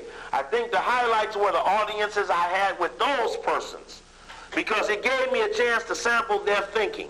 I was impressed by their analysis of the problem, and many of the suggestions that they gave went a long way towards broadening my outlook. Which means he sat with this people. Now, Nkrumah has some strong books on Anglo-American, Rockefeller, anti-colonialism, the Morgans, and others. I forget what the book is called. Kwame Nkrumah on anti-colonialism, I believe. Africa Must Unite. It's a book that's loaded with names and corporate interests, breaking down the whole white... Yeah, imperialism and neo-colonialism. Outstanding book. He was naming the names. It was a name the names book, for real. And of course, they had to try to overthrow him. But Malcolm mentioned that those were the things that were influential to him. And that helped shape or broaden his outlook. Now, man, Keita, I'm spitting them peanuts still, man. Things all stuck in my mind. Where Keita at, the auto man? Keita auto parts and cars and stuff. Keita out here, you big as, what's that man's name used to be out here? The car dealer, man. Keita gonna start doing midnight commercials and shit. This is Keita from Kemet Auto Dealership. Got the red, black, and green used car. Keita, we need to have some red, black, and green cars, man. That's an outstanding idea. I'm waiting to make the first one, brother. All right, brother. I got the technology. Well, I'll buy the paint. I need the money. I built you a car. We made $200 tonight. I put that down on some paint cans of paint. The first one's made to be a little raggedy. It's the spirit we want to... We'll make some underclothes first. We'll start out with some drawers. Well, in the revolution, they don't wear drawers. We can't... Revolution, we go with some Malcolm X boxer shorts. What we going to have here? We don't have to worry about the seams being straight, you know. Nobody's going to see them, but we can still... All right. All right. Okay. He wants his freedom, and now, mind you, the power structure is international. Its domestic bases in London, Paris, Washington, D.C., and so forth. The outside or external phase of the revolution, which manifests in the attitude and actions of the Africans today, is troublesome enough. The revolution on the outside of the house or the outside of the structure is troublesome enough. But now the powers that are beginning to see that this struggle on the outside by the black man is affecting and infecting the black man on the inside of that structure. I hope you understand what I'm trying to say. The newly awakened people all over the world pose a problem for what is known as Western interest, which is imperialism and colonialism. Sound just like that meeting with Nkrumah. Racism and all these other negativisms or vulturism.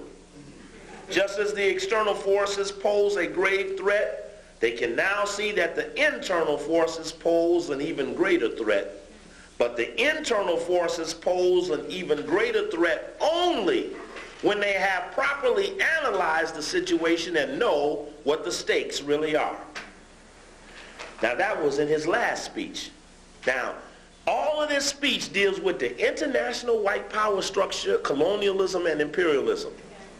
And I thought that was a profound statement by Malcolm, having been bombed by street people. that he went for the whole card move. Remember, Eisenhower in '60 gave the warning about the military-industrial complex. Kennedy had already been killed. Attrition was on the dawning of the little white kids getting into the Beatles and all that shit. So Malcolm is now pushing on a certain group of whites who had never been attacked by the other group of Negroes Malcolm so effectively called the Big Six. You see, Malcolm didn't know there was a boule then.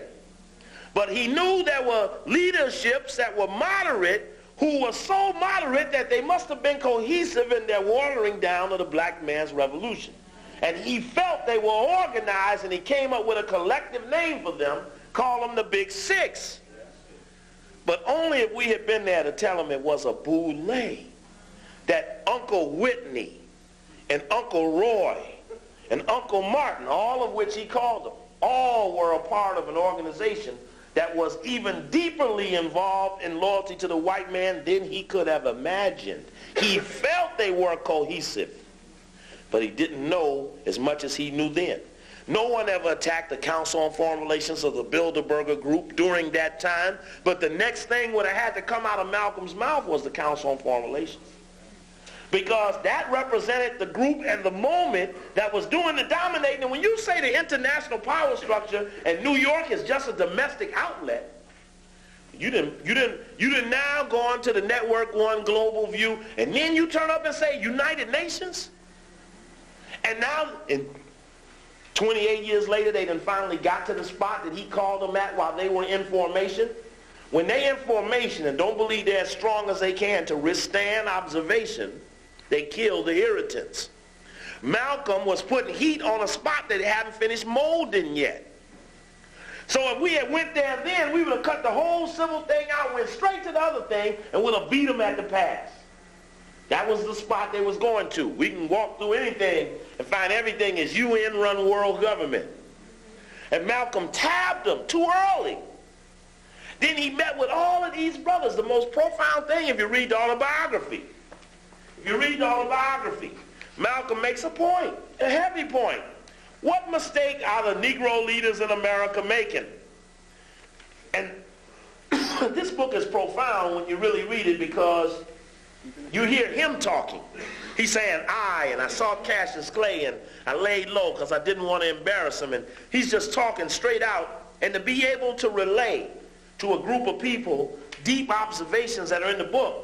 In fact, Betty Shabazz had made a point in saying that Alex Haley didn't have to research nothing, because Malcolm had done all the work for him.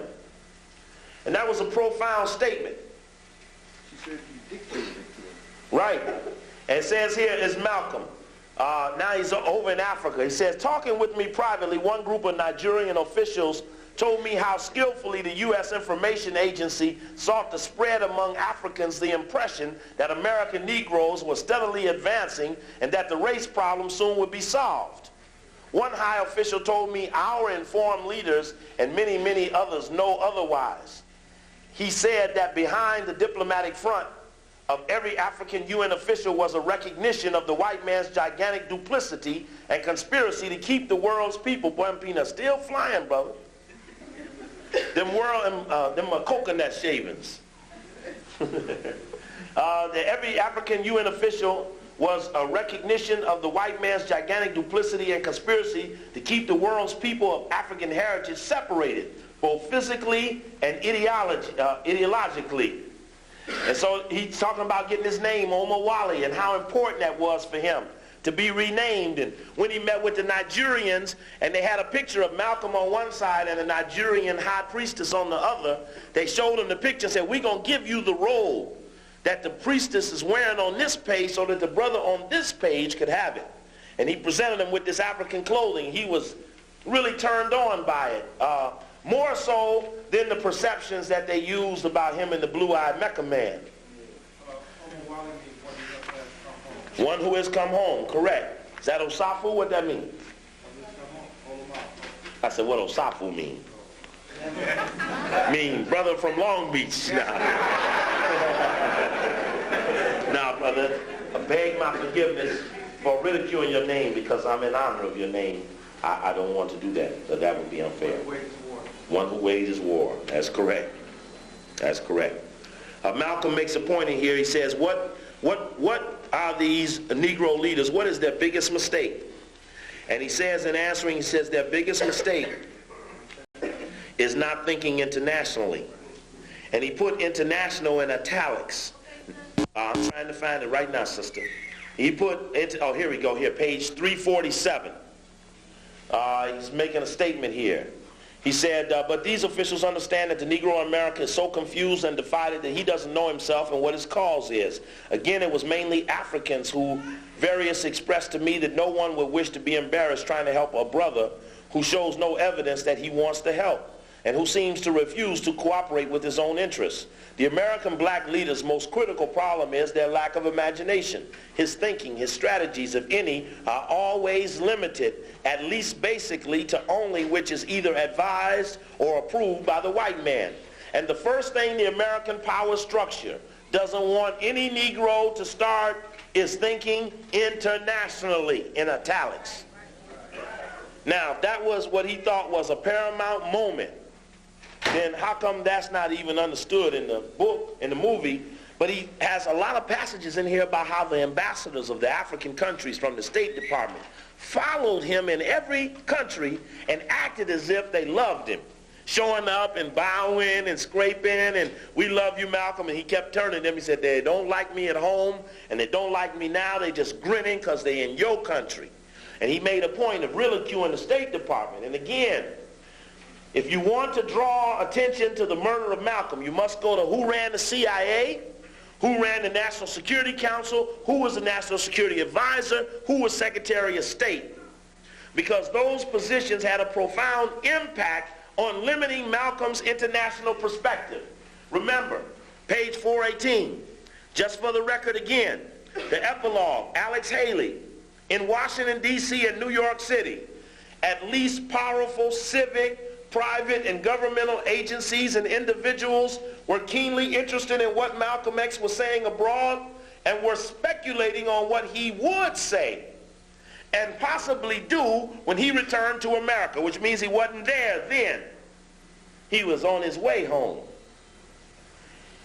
Civic, private, governmental agencies. In upstate New York, I received a telephone call from a close friend who said he had been asked to ask me if I would come to New York City on an appointed day to meet with, quote, a very high government official. Spike said he didn't see none. Who was interested in Malcolm X. I did fly down to the city at your own expense, at their expense. Why would you go meet with whites you didn't know? My friend accompanied me to the offices of a large private foundation, well known for its activities and donations in the civil rights area. Why didn't you name them? We know it's the Ford Foundation, which by 1970 had given away 82% of all grants in the quote-unquote civil rights area. So we know it was Ford. We know that the chairman of the Ford Foundation was John McCloy. The book The Wise Men has a chapter on him, Minister Without Portfolio. He was chairman of the Council on Foreign Relations, chairman of Chase Manhattan Bank, and chairman of the Ford Foundation at the same time in '65. And had just left leaving the Warren Commission, where he was one of 7 members. The president of the Ford Foundation was McGeorge Bundy, Skull and Bones man, left the position of National Security Advisor and then became president of the Ford Foundation. The church committee hearings in '76 revealed that 66% of the grants given away by the big 3 foundations, Carnegie, Ford, and Rockefeller, were intelligence community related, which has a lot to do with the foundations trying to give money to Negroes to compensate for being more effective to neutralize Malcolm, who was waiting on them to have their engagement with the white man and come home because he knew they couldn't deliver. So he gave them things not to make Malcolm a believer out of them not giving them Negroes nothing. He then goes on to say, I met with the foundation's president and he introduced me to the Justice Department Civil Rights Section Head, Burke Marshall. He don't name the president of the foundation. Now he names a low government man. I thought about it. New York is the regional headquarters of the federal government on the East Coast. Why didn't the government man go to the government office for the government meeting? Why did he go to the Ford Foundation for the alleged government meeting on government business? Why didn't the government man go to the Justice Department office in Manhattan, New York, and meet with him there? Because probably this was beyond government. Again, into the owners. Quickly, met the foundation's president. Marshall was chiefly interested in Malcolm X's finances. How his extensive travel since his black Muslim ouster had been paid for. I told him, to the best of my knowledge, the several payments from the publisher had financed Malcolm X along with fees he received from some speeches and possible donations that his organization received. And that Malcolm X had told me of borrowing money from his sister Ella for the current trip. That's another thing that the movie fucked up real bad. Had no sister Ella in the whole movie. That was the strongest man in Malcolm's life, was his sister Ella. She the one sent him to Mecca. She the one kicked his ass when she heard he hung with them white women. She kicked Malcolm's ass when she heard he was with that white woman. Physically beat him. Ella was the strongest man in Malcolm's life. And she ain't in the movie. And now we see, if it wasn't for her, where did she get the money to send brother to Africa? Way up in 64 and 65. Heavy statement. And she's still alive today. In fact, they showed, they interviewed her in one of them, still had her little African hat on, talking about Malcolm and stirring up mischief and stuff. But she's still around today. She's an awesome sister. Says that he got money from his sister Ella for the current trip, and recently the Saturday Evening Post had brought the rights to the book for a substantial sum, and that was soon to be received. Marshall listened quietly and intently and asked a few questions concerning other aspects of Malcolm X's life, and then thanked me. I wrote to Malcolm X in Cairo that night about the interview. He never mentioned it. Now we know Malcolm X wasn't getting no mail in the middle of the desert. I got a letter from Alex Haley here from Malcolm X about he informed on you already. But Alex Haley was compelled to tell about having informed on Malcolm and was compelled to write him. But it would have been far more profound if he had asked Malcolm, could he tell on him before he told on him, rather than telling on him after he did it. And by saying Malcolm never mentioned it, relieving the guilt of later being caught by somebody and having to say, well, how could you have informed him? He said, well, I called him. He didn't say nothing. But we know Malcolm didn't get no mail in the middle of Cairo, Egypt. So anyway, that's just another point of the matter. And that's very, very important for all of us. Now, in this book, now all in that last speech about the building the gas ovens and not getting tricked into being nonviolent, and being in Africa and the brainwashed dumb Negro, and those who believe in functioning beyond the scope of the ground rules that are laid down by the liberal elements of the power structure never get attention. Talking about when you start thinking for yourself, you frighten them. And they try to block you getting to the public for fear that if the public listens to you, then the public won't listen to them anymore. And they got certain Negroes who they keep blowing up in the papers to make them look like leaders so that the people will keep following them no matter how many knocks they get on their heads following them. This is how the man does it. And if you don't wake up and find out how he does it, I'm telling you they'll be building gas chambers and gas ovens pretty soon. I don't mean those kind you go home in your kitchen. You'll be in one of them just like the Jews ended up in gas ovens over there in Germany. You're in a society that is just as capable of building gas ovens for black people as Hitler's society was. Now that was in the last speech. Now when I looked up and tried to figure out why Spike Lee didn't spend more time bringing out the fact that Malcolm had made these statements in his last speech and went for the white international power structure, one of them I know, Time Warner, is in it, which would probably preclude him from saying it. See, this is, look at it. This is Spike Lee now. This is in his own words. There's a tape from after his house got bombed on the Sunday of February 65, the week before he was assassinated. The next night, Monday, he had to speak in Detroit. I heard this tape. Malcolm is practically incoherent. Look at him now. That speech I just read you, where he talked about the international white power structure. In fact, Brother Jamal has some copies of Malcolm's speeches, the grassroots message to the, what you got back there? He got that last, in fact, save me one of that. I want to hear that speech because I want to listen to this speech and see if Malcolm sounds incoherent to me. Because if he don't, as Spike Lee say, the way he didn't use that last speech after the bombing of Malcolm's house was that he called him incoherent. See, that was, I had to find in here, how was it he left off the key spot? Was that he ruled Malcolm was incoherent, and he was never that. The clothes he wore still had burnt smell and were full of holes, I've been told. People who had been his fellow ministers were now ordering him dead. If Hoover didn't care for Martin King, you know what he would have felt about Malcolm X. So you know my man was almost friendless, completely worn out. They had won. Yes. Right at the beginning of the speech, Malcolm says, excuse me, I didn't hear the earlier part of the program because, as you know, my house was bombed last night and the doctor gave me some medicine so I could sleep. So I slept in the back before I came out here tonight. In fact, they give me some drugs, and the drugs made me feel real good. And he said, I don't even know what that was they gave me. And then he went on and gave to me, I thought was one of his most coherent speeches. Because when you go to that international power structure and call it one huge complex or combine, you got your ass right on the ones we've been after. And in 65, you ain't going to find no other statement at that crowd by anybody on that set. And that pumping up of them leaders were them Boule boys, pumping them up to make them look bigger than they were and more influential than they were as an alternative to Malcolm, and then kill Malcolm and then go kill Martin. Can't kill Martin first, because then you lead the forces to believe in Malcolm. So you had to do that in a certain way that left you with the head gone, then you busted the middle. So Spike called him incoherent. And I thought that was a very dangerous statement, but that's important. That's on page 6 of the Spike Lee book. And I had wrote on the side about how he had just taken the medicine and stuff, because that's important that be brought out, because Malcolm says that up front.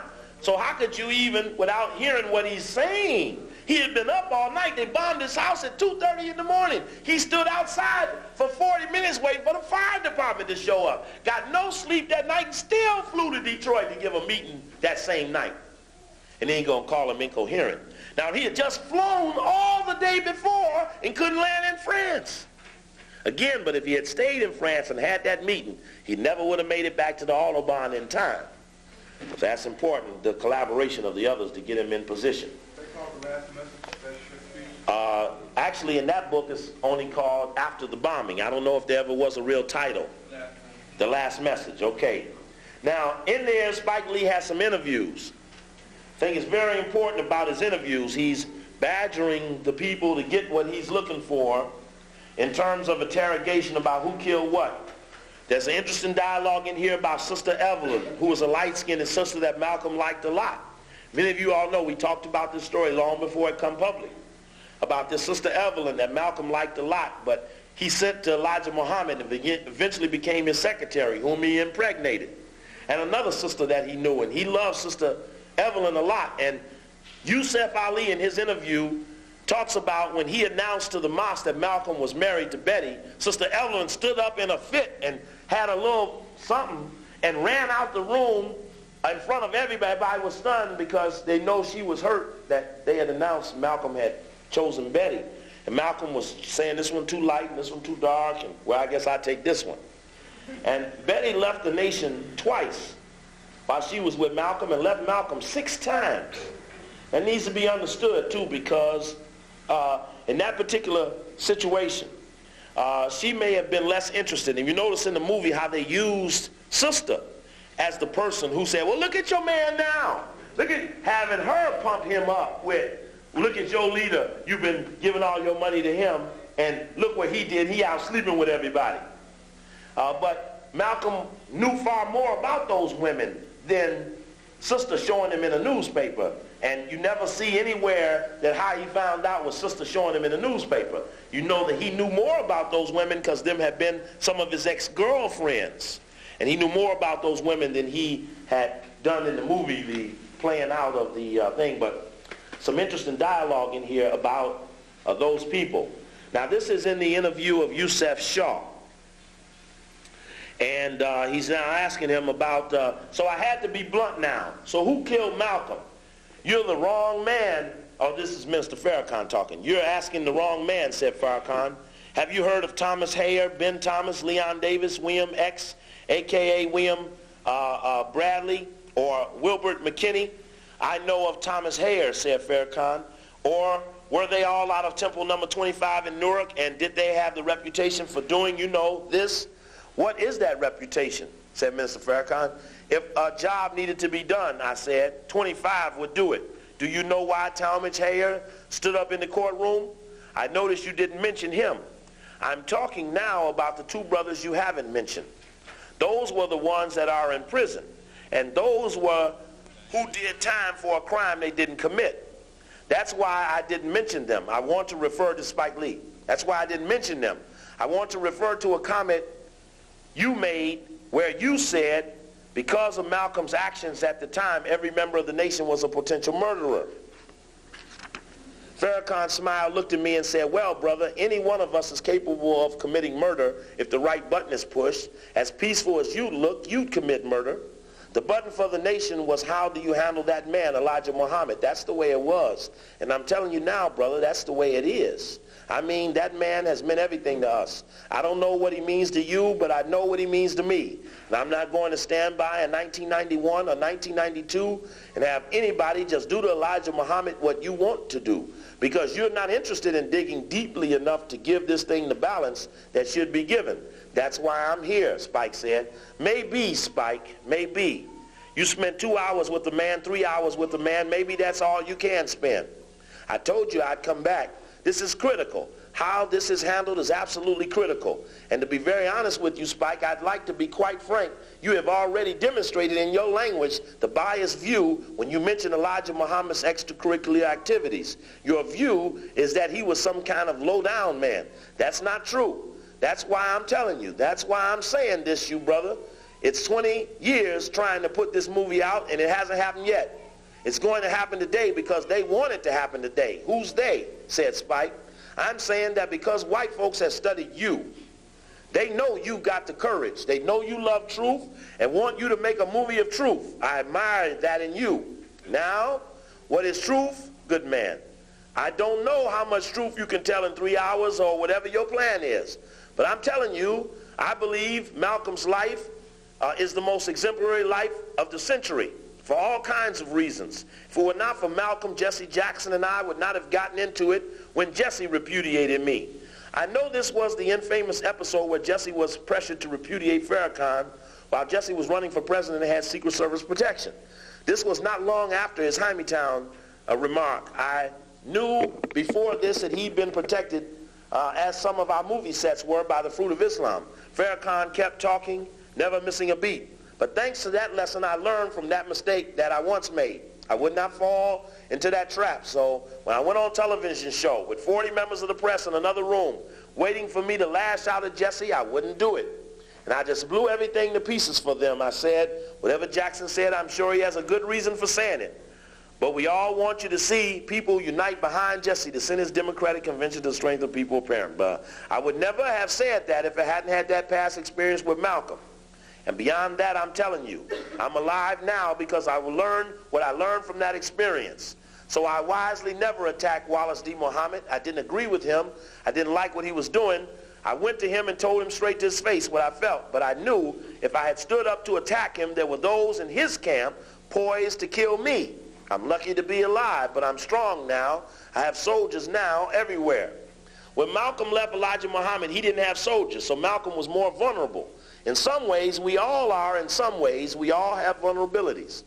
When they brought Martin King into FBI headquarters to talk to Hoover, and Hoover showed him what he had, King could have folded, but he was a man of great strength and courage, so he said to J. Edgar Hoover, do what you feel you have to do and send those Sora tapes to Coretta King. It devastated the family, and Martin was in great pain. In his last days of his life, Martin was in great pain. And now you are here. This is Malcolm's daughter, and I would hope and pray that somehow he had Malcolm's daughter with him, that the wounds of our people could be healed. And I would hope and pray that somehow the children of Martin, Malcolm, Elijah, Farrakhan, Tutu, and Jesse can see the mistakes of their fathers and mothers and not condemn them, but learn from them so that these can write a new chapter in the future of our people. Today we can't say anything about me that would upset me to the point where I would do harm. I know now why that was done to Malcolm and why that was done to me, the testing, the envy, the jealousy. You know I've been touched by that from others. Elijah Muhammad is not here anymore, and I can't call him on the telephone. I'm the most evil spoken up black man in the last 10 or 15 years. I don't know of any black man who's been eaten up by the press the way Farrakhan has. And he talks about Nate Hentoff, the New York press, Muslims, etc., and it gets interesting. My son is a witness. I've never allowed any believer to speak evil of any former ministers of Elijah Muhammad, because one day I believe I will win over every one of them. Today they're on my case. You can't find any word that I've spoken against Wallace Muhammad publicly.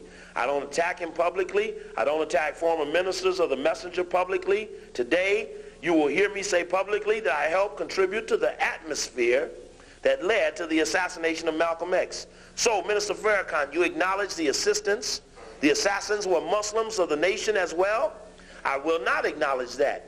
You said you contributed to the atmosphere. Of course. I need to know what atmosphere. Let me be candid, because we're going to contribute to this atmosphere too, you and I, before this thing is over.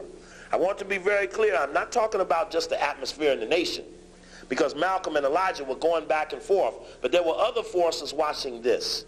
And as Malcolm X attacked Elijah Muhammad and we attacked Malcolm, we were creating an atmosphere of murder, not just within the nation. The time was right for any outside force that wanted Malcolm out of the way. Which of the two would they hit first? Who was most vulnerable? Was it Elijah Muhammad or was it Malcolm X? If you kill Malcolm X and blame it on Elijah Muhammad, you kill two birds with one stone. We in our ignorance and zeal created this atmosphere. In my judgment, Spike, this movie could have a healing or a terribly divisive effect. I will wait to see what is done, how it is done, because I firmly believe my brother Mecca is very upset because Farrakhan has brought back the teachings of Elijah Muhammad. That's the end of the second tape? Oh, shit. This is the third tape going down? Okay, how many tapes we got there, brother? How many blanks? How many is it? 8. You mean? Hold on. You and I. Before this thing is over, I want to be very clear. I'm not talking about just the atmosphere in the nation, because as Malcolm and Elijah were going back and forth, there were other forces watching this. And as Malcolm attacked Elijah Muhammad and we attacked Malcolm, we were creating an atmosphere of murder, not just within the nation. The time was right for any outside force that wanted Malcolm out of the way. Which of the two would they hit first? Who was the most vulnerable? It wasn't Elijah Muhammad, it was Malcolm X. So if you kill Malcolm X and blame it on Elijah Muhammad, you've killed two birds with one stone. We are, in our ignorance and zeal, created this atmosphere. In my judgment, Spike, this movie could have a healing effect or be terribly divisive. I will wait to see what is done, how it is done. Anybody come back with any blanks and been outside? How many you got? 1. Okay, we could use it. We need, in fact, 1 more, but we could take 10 more if we could get them. In my judgment, Spike, this movie can have a healing or terribly divisive effect. I will wait and see what is done, how it is done, because I firmly believe my brother Mecca is very upset because Farrakhan has brought back the teachings of Elijah Muhammad. And now tens of thousands of our people are gravitating towards his message, which they don't believe has anything to do with true Islam. How many we got? How many? Ouch, ouch, I keep stepping on the board. 6? Oh, great. What size are they? 90. And 90. Okay, is this one blank? You sure? Even though it's in the middle? Okay. Thank you. And I need to compensate you, sister, for yours, and you, sister, for yours. Ed, that will allow us, you get the one from the brother there? And so maybe somebody come in with them. Yeah, there's somebody coming. Okay, great. They come in with that magic 6, we can take care of them 12 disciples. And now, listen up, this is interesting. He said, which they don't believe has anything to do with true Islam. Malcolm X, I know, was not impressed with rituals. You couldn't take Malcolm to Mecca and show him some blonde-haired, blue-eyed white man walking around a black stone and knock Malcolm out. I know not the Malcolm I knew, because that's not reality. That's a ritual. In Islam, blacks don't have the respect and honor of whites in the religion. Racism pervades Islam as well as Christianity. I've been there and I've seen it. I protested this. But his famous letter, something must have happened. I mean, those letters weren't fabricated when he said he felt that true Islam would remove racism from. Farrakhan wasn't having any when the nation sent Malcolm to Mecca in 59. He saw that. That last time wasn't the first time he ever went. He didn't experience Hajj at that time, but he knew there were white Muslims and he knew Islam. And any true religion is supposed to be able to remove racism. But the question is, has it? If racism is still in existence in the Islamic world, then how has that racism, Islam, removed racism? It has not. And it just goes on to a point, so who are the people who bring this tea and scrub the floors and wash the cars? It isn't soft-handed, light-skinned Arabs. It's black, African, or Indian, or Pakistani that does all the hard work in Kuwait and Saudi Arabia. And Malcolm would have not been blind to that. I went there in 77. There was a ghetto there in Mecca, and the blacks were in that ghetto in Mecca, the holy city. And I saw little Arab boys right around the Kaaba, white Arabs, throwing bread to Nubian women like they were feeding pigeons, throwing the bread in the air, and these black women had to run and scrape for that bread. I know what I saw, and I talked to them about it. And I don't wait to get behind their backs. I talk straight to them. So you can't tell me nothing about Islam removing racism. Not that Islam. It ain't happening, brother. It can happen, but it hasn't happened.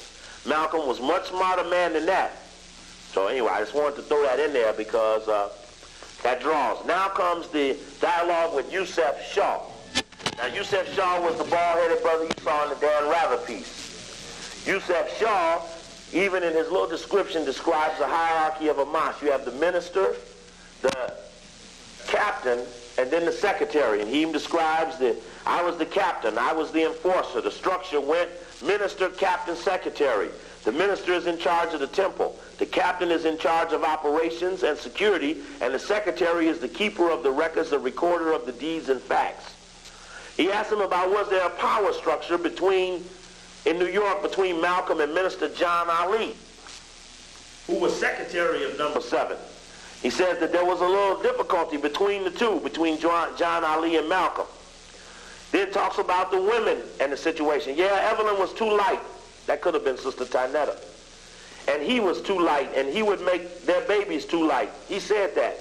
He said the number 2, that she was a foot stomper, and if she didn't get away, she would go in a frenzy. Lucille, he said, was too dark. They have a dark baby and a light one, but she was too short. So the sister he really wanted to marry was the young one named Betty Sue. Then he settled on Betty Shabazz because she was a medical student and a nutritionist, which went a long way to his program of embetterment. He says, Malcolm asked me to announce that he was married. It was a Wednesday night. I made that announcement, and man, Evelyn jumped up screaming, hollering, and ran out of the temple from the mosque. So Malcolm was kind of crushed that he had recommended 2 former girlfriends for jobs as secretaries in Chicago, and they ended up getting pregnant by the Honorable Elijah Muhammad. Yeah, that's how he knew. And that word, yeah, that's how he knew, meant it had nothing to do with Betty telling him. And he said, Malcolm told me he wanted to speak with me, so I met him down at the Cuban Embassy building. He wanted to talk in private. That's the point I mentioned about Malcolm using the Cuban Embassy as a spot where he would have private. That it was the personage, Malcolm, that it was the parsonage.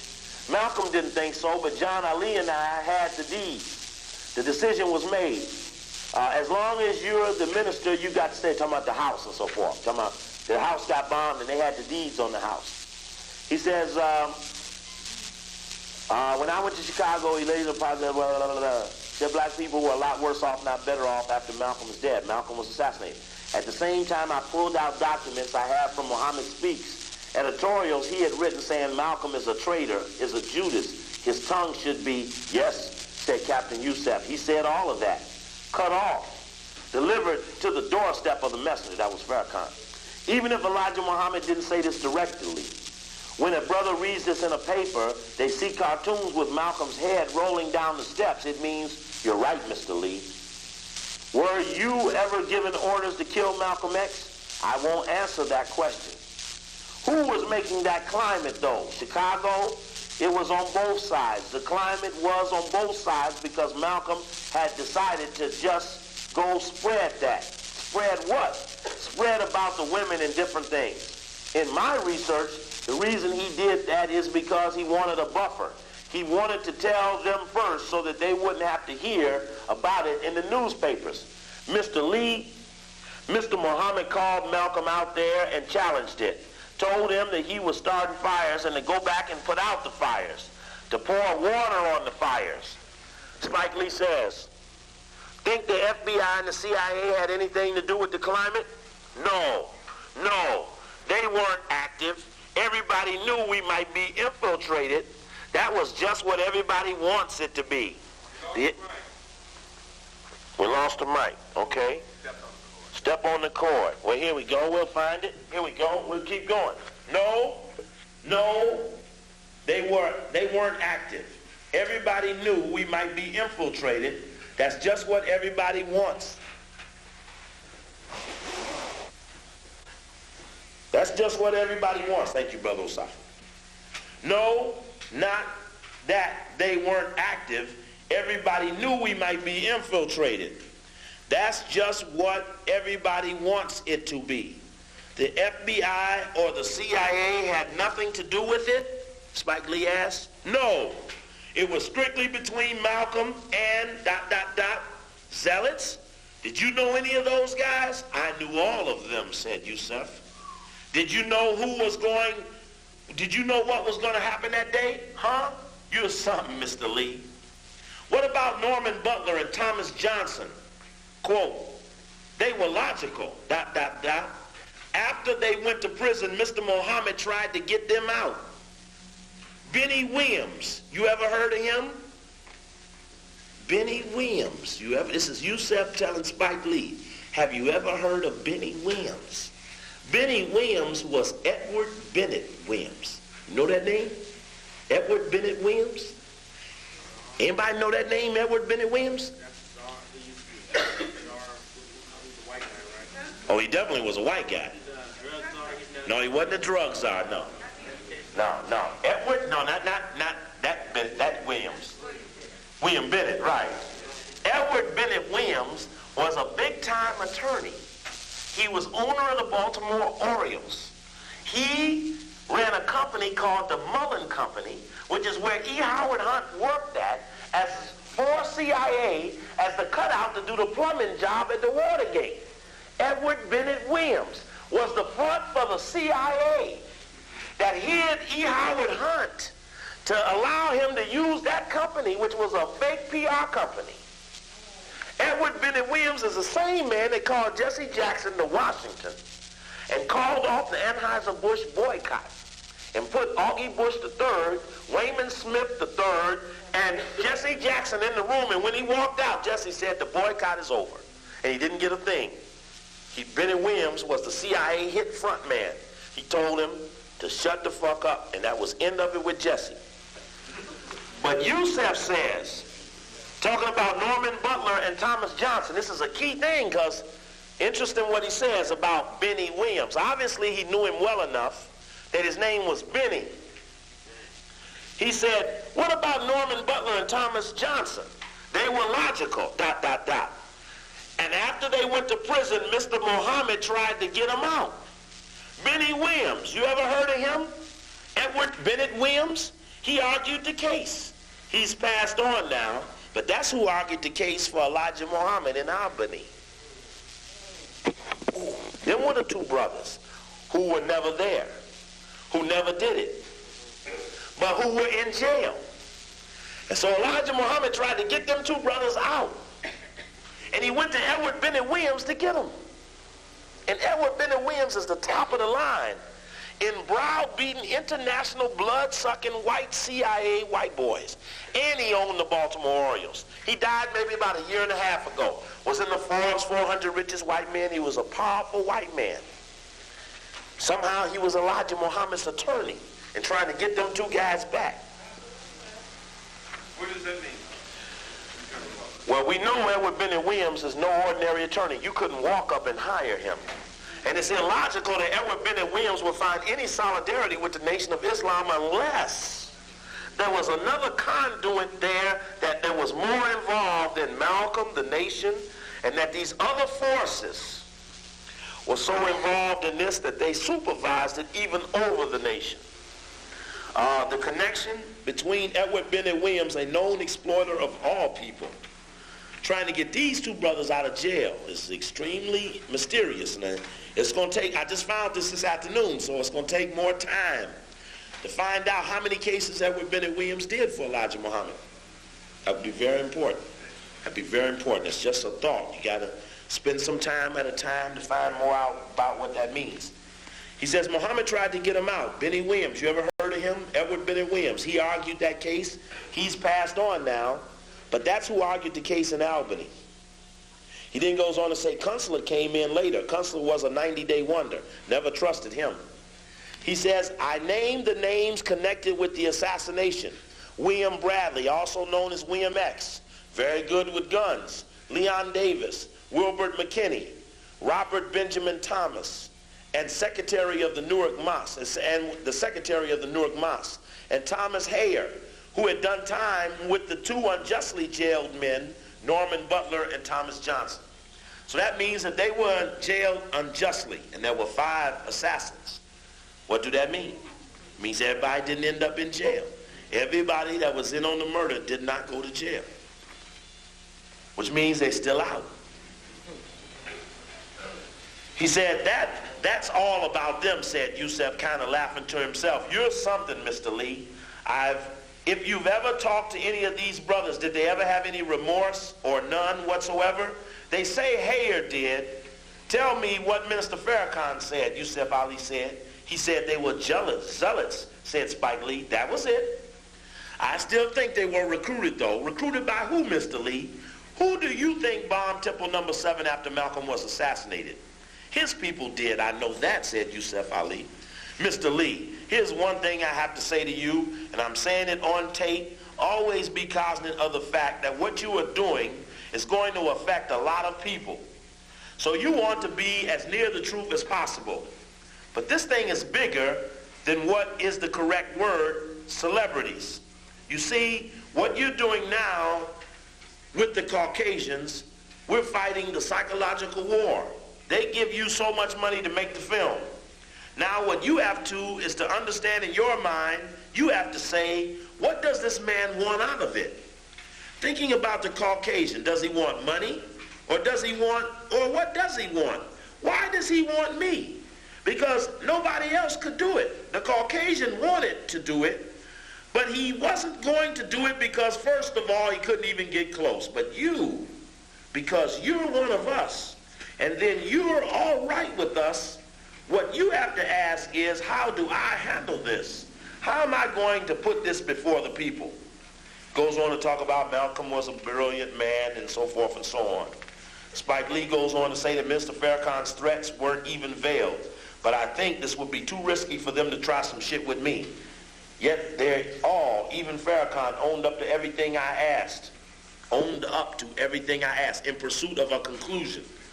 Yet they all, even Farrakhan, owned up to everything I asked, just about. I can tell the real truth would be important here. It had to be entertainment. It had to be on the truth. When it came down to choosing between Malcolm and the messenger, Yusef wanted to be down with the messenger, just like Minister Farrakhan. It appeared to me that maybe Yusef was asked to assassinate Malcolm out of his own Temple No. 7, but couldn't do it. So they went to Temple No. 25 in Jersey. That temple was notorious for being a temple of crooks and all kinds of stuff. All 5 of the assassins were from Temple No. 25. 2 of them have since passed.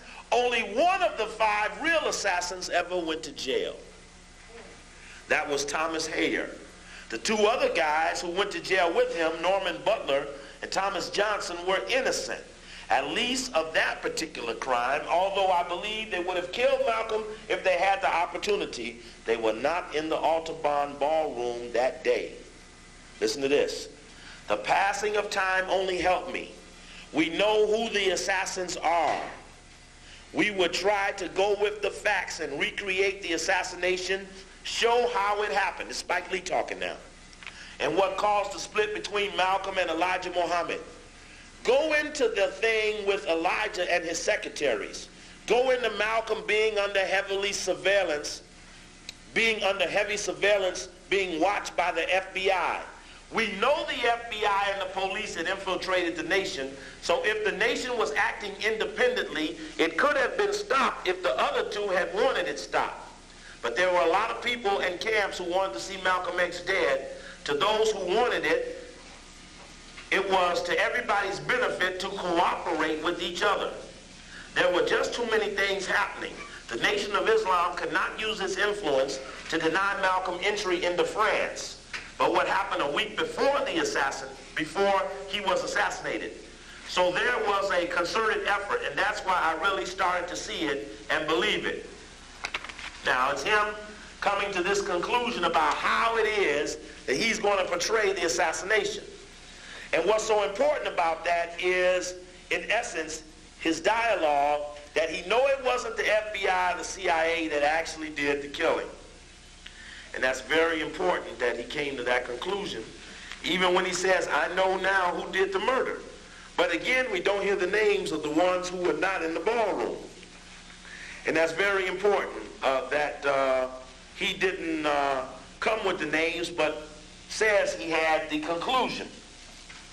And that's what makes even his trip here even more important, is that he had his language well prepared before he showed up on the spot. And some loads of some other insides in here. They also mentioned two women. It said when he went to the floor, when we went over the diagram of the Audubon Ballroom that fateful day, Benjamin had introduced Malcolm to the crowd. He told me two women were there, women who were pivotal in Malcolm's intricate understanding of the U.S. government and geopolitics. He said one of those women works for a major television show now. This is the interview with Benjamin 2X. He said one of those women works for a major television now and would probably not admit she was loyal to Malcolm even though she was there the day he was assassinated. So he mentions two women that were close to Malcolm in terms of providing him with insight, and that they were in the ballroom that day. And no one knows who those women are. One thing I believe Spike Lee said when he was here with you was that the script of James Baldwin didn't allow him to be better clear about different things Malcolm was doing. Did he mention something about the script being inhibiting him? Well, in his book here, he says that the script of James Baldwin was perfect for what he needed except for scene 3 or act 3. Act 3 was the portion of the script that dealt with Elijah Muhammad, Malcolm, and the wives, etc. And the point was he makes here about how Baldwin couldn't come to a conclusion about Act 3 because at that period not enough was known about who was lying and who was truthing, so an outsider had no strength to be able to lead through that part. So he said the only part of the script that was deficient was the part of the script that dealt with the wives and stuff. But I think that was the part of the script that he spoke on when he said that the script inhibited him. And he mentions here about the different rewrites of the script and how when Sidney Lumet wanted to do the movie, he wanted Richard Pryor to play the character. Somebody else wanted Eddie Paramount, wanted Eddie Murphy to play Alex Haley. So the movie would be about Alex Haley, not Malcolm X. And talks about different things that went on about the different parts of the movie. And that's very, very important. There's just some key portions in this book that I think you would all find very, very important for us. In this book here, The End of White World Supremacy, 4 Speeches by Malcolm X, which is by Imam Benjamin Kareem, which is Benjamin 2X. Benjamin 2X in the movie is the little brother who walks into the restaurant after seeing Malcolm talk back to white people and asked to join up. You know, he walks in the restaurant and he said, wow, I never saw anybody ever speak to a white man. That was Benjamin 2X, who eventually became one of Malcolm's loyal people. Malcolm said, the crooked politicians in Washington, D.C. purposely make a big noise over the proposed civil rights legislation. By blowing up the civil rights issue, they skillfully add false importance to the Negro civil rights leaders. Once the image of the Negro civil rights leader has been blown up way beyond its proper proportion, these same Negro civil rights leaders are then used by the white liberals to influence and control the Negro voters, all for the benefit of the white politicians who pose as liberals, who pose as friends of the Negroes. The white conservatives aren't friends of the Negro either, but they at least don't try to hide it. They're like wolves. They show their teeth in a snarl that keeps the Negro always aware of where he stands with them.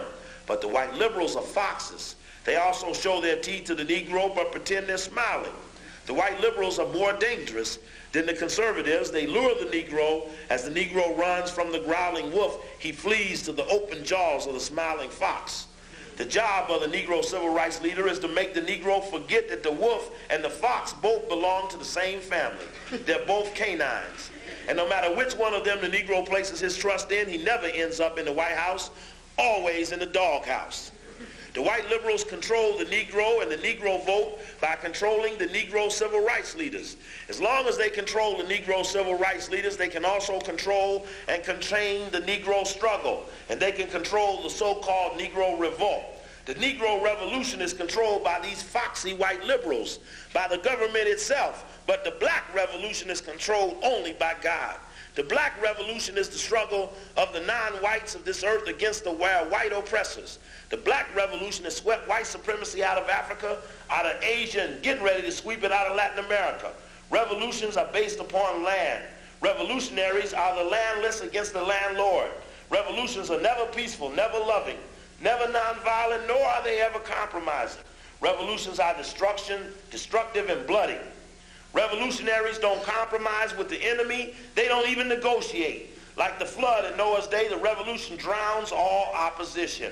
And like the fire in Lot's day, the black revolution burns everything that gets in its path. America is the last stronghold of white supremacy. The black revolution is international in nature and scope and is sweeping down upon America like a raging forest fire.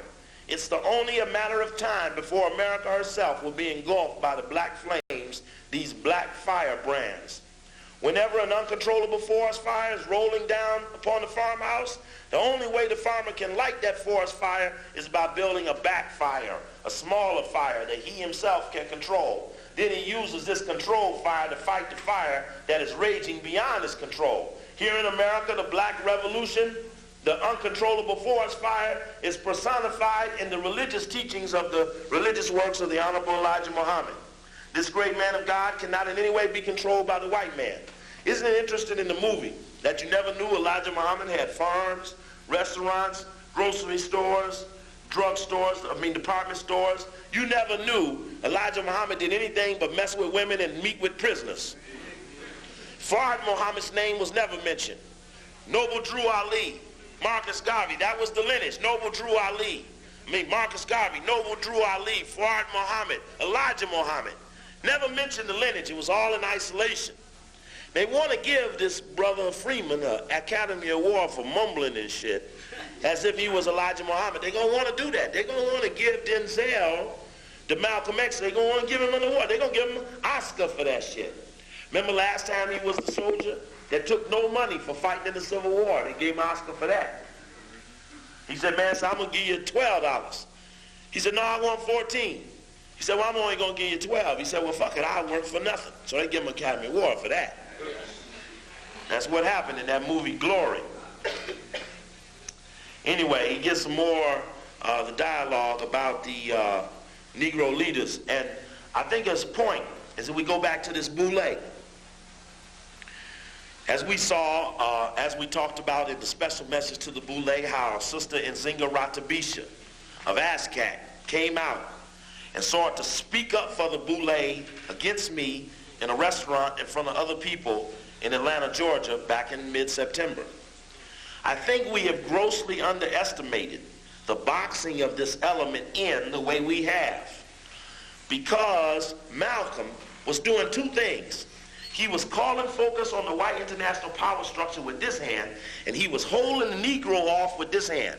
When you fighting the big white boy this way, you don't want to get slapped in the head or hit in the back with a shuffle from another brother in behind you one you didn't prepare yourself for while you was fighting this way. So Malcolm had a game plan for neutralizing the moderate while he attacked the other segment of the power structure, as a brother shifted in formation his viewpoints to become a black nationalist.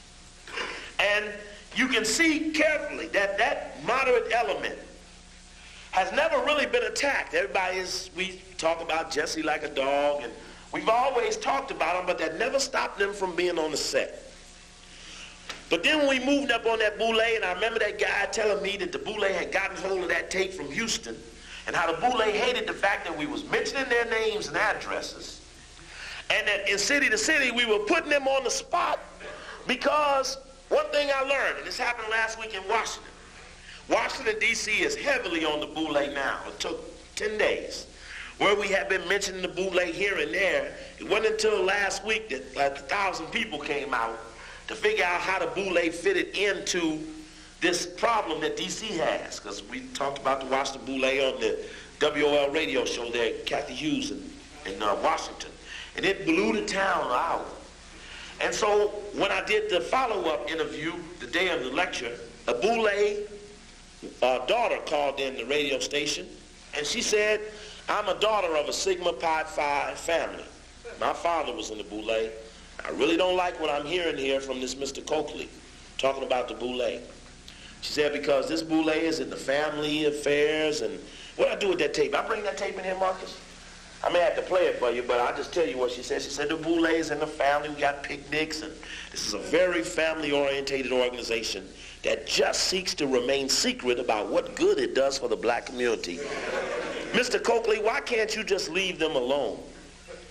I said, well, sister, am I to believe that in their benevolence, they done so much for us that there's 10, 12 niggas around here want to keep that quiet? Ben Hooks is Boule, John Jacobs is Boule. They got biggest egos on the set. They putting out press releases every other day about something they done. So these are not brothers without gigantic egos, sister. But the cohesiveness of the organization demands secrecy to protect it so that it's never attacked as an organization. And then she went on to say, well, Brother Coakley, I just want to tell you this. I'm going to tell you what Nikki Giovanni said. She said, I used to speak against the bougies all the time until I became one. And that's what I'm really trying to say to you, Mr. Coakley. Is that you won't be against it if you're in it. Boy, and Krumah, you always get me on the good parts. Yes. You got, what do you mean by you got 5 blanks left? No, what did you run them up? What do you mean you had 5 left? How many take 2 you run? Huh? Why'd you only run 4 of take 2? When you had 8 left over, you said. The Boule didn't call in to respond. She called in for them to respond.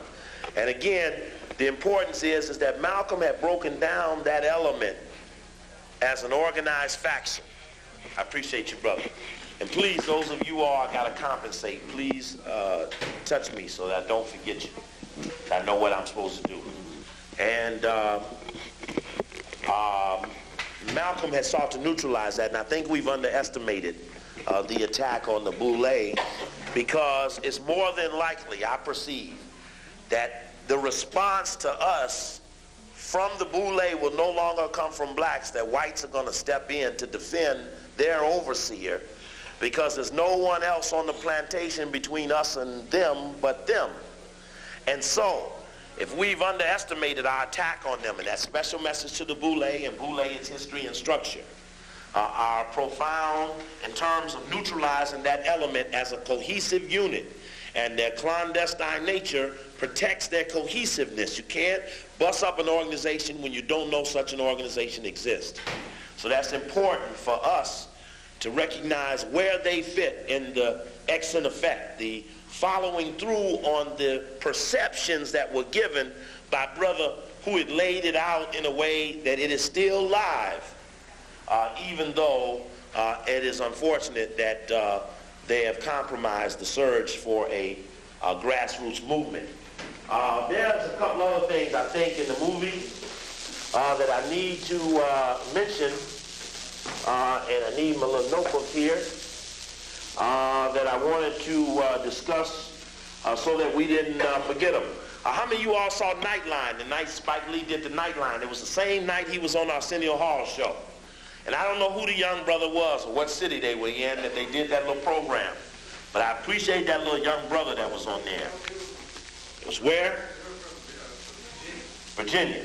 That was awesome what little brother did. They had a couple of sisters, a couple of white girls, a couple of white guys, Spike Lee, Ted Koppel. They sat in a little circle and they talked about the movie. And sisters were saying, well, I think Malcolm meant all people should get together. You know what? Take the name of anybody tell you Malcolm said that. Because remember, the point we're trying to make by going through the information is what did Malcolm really say, and when did he say that, and why do they have this other version of the last days? Because it doesn't jive with what Malcolm was really saying, unless then you rule it off limits by calling it incoherent.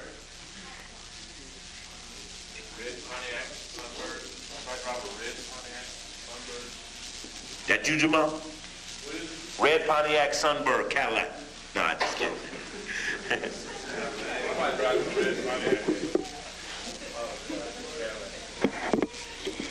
Now, a lot of people got killed, and one of Malcolm's key people that led him around his trip to Africa was killed a couple of days after Malcolm was, and the brother's going to talk about Osafu. Is he still here? Yeah. Osafu is going to talk about Patrice Lumumba. Remember, he and Malcolm were working together, and he too got killed in 1965.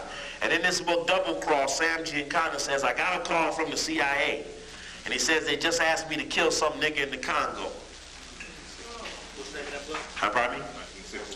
61 was what? Lumumba was killed in 61? Right. Yeah. On Kennedy's watch. On Kennedy's watch, all right. Well, all of that was Kennedy's watch. No, that was from the Kennedy assassination in 63. Took over from Eisenhower, and they were going to get Lumumba out of the Congo. And you know what's interesting is that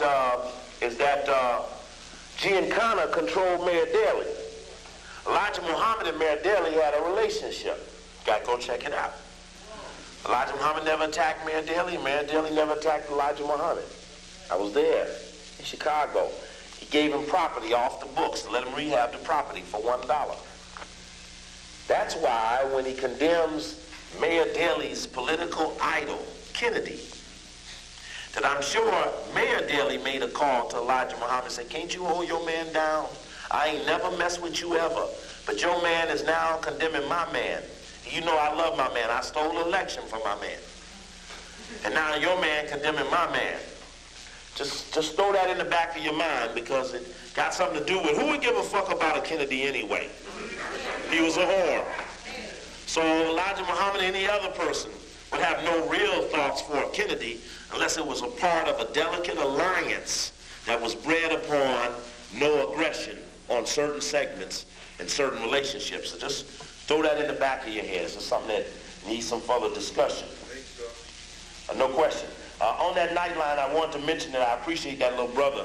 At one point, they were saying, well, Malcolm X didn't say all white people were devils. Malcolm said, no. He didn't say you act like a devil. He said you are a devil. Little brother got off. He was real relaxed, too. He had his hands open. He was slugging this way, slugging that way. He was smiling. The little brother was real good. When I come back next, I'll bring you these films so you can look at them because you need to look at them to see how different things were done as they came out. Remember, the statute of limitations on murder never runs out. That's important something for all of us to remember. Malcolm was definitely anti-Jewish, and you don't really pick up much anti-Semitism in the movie. Pardon me? No, I'm saying that the anti-Jewish forces are called anti-Shemitics. So I was making a point of you don't hear much anti-Semitism in the movie. So we wanted to keep that up. And what honor will we give Elijah Muhammad for having established a belief system and an organization based on a religious belief system? That's an awesome collaboration of a moment, and to then build upon that and understand that Malcolm was better at describing the things that Elijah felt than Elijah was at saying them. And so they were good together. And many people spoke of that there was attempts to get those two back together behind the scenes, that this dialogue was going on behind the scenes and never has surfaced publicly in writing about those two trying to find an avenue that they can work together without condemnation. And you have to look very carefully to the dialogue of the various people and pick up different moments from them. This is the article that was Washington Post, November 18, 1992. One little paragraph, addenda. Thomas Hagen, also known as Talmadge X. Hayer, the last man still in prison for assassinating black activist Malcolm X, has been denied parole in Albany, New York. Mohammed Abdul Aziz and Khalil Islam have also convicted of first-degree murder in the slaying, have been paroled. Just one little paragraph, one sentence about the brother being. And we know we've seen X on everything. I got 8,000 X articles up here. X on the face of every single thing you can conceive of, and X pictures everywhere, and X on every conceivable possibility there. I mean, even Ebony on the X. And you know. And then, of course, this is Newsweek on the X, and everybody, what is this, USA Today, with the front page X story. Everything was on the X. Metaphor for an entire generation that is lost. We ain't lost at all. We know just where we're going. 60s mentions strikes a chord in the 90s. New movie infatuation show many are looking for Messiah, alive or dead. That's a dangerous condition that they're offering Malcolm under. And that's interesting. This is Premier Magazine. Had an interesting story. In case you don't know, Norman Jewison, the Jewish director, was the one who originally hired Denzel to play Malcolm. Denzel did not sign up to do a black movie with a black man. Denzel was inherited by Spike Lee when he bought into the movie, and Denzel, he did not pick Denzel. So we need to know that Brother Man, as much as he loved the man, was going to do it for the white man before Brother Man got a piece of the action. And we shouldn't forget that. And I think that's important. Look carefully to the Ebony piece. One of the pieces talking about Spike Lee's dedication was hedging the fact that he lent to the company, to the movie, $2 million of his $3 million salary. I want you to understand that.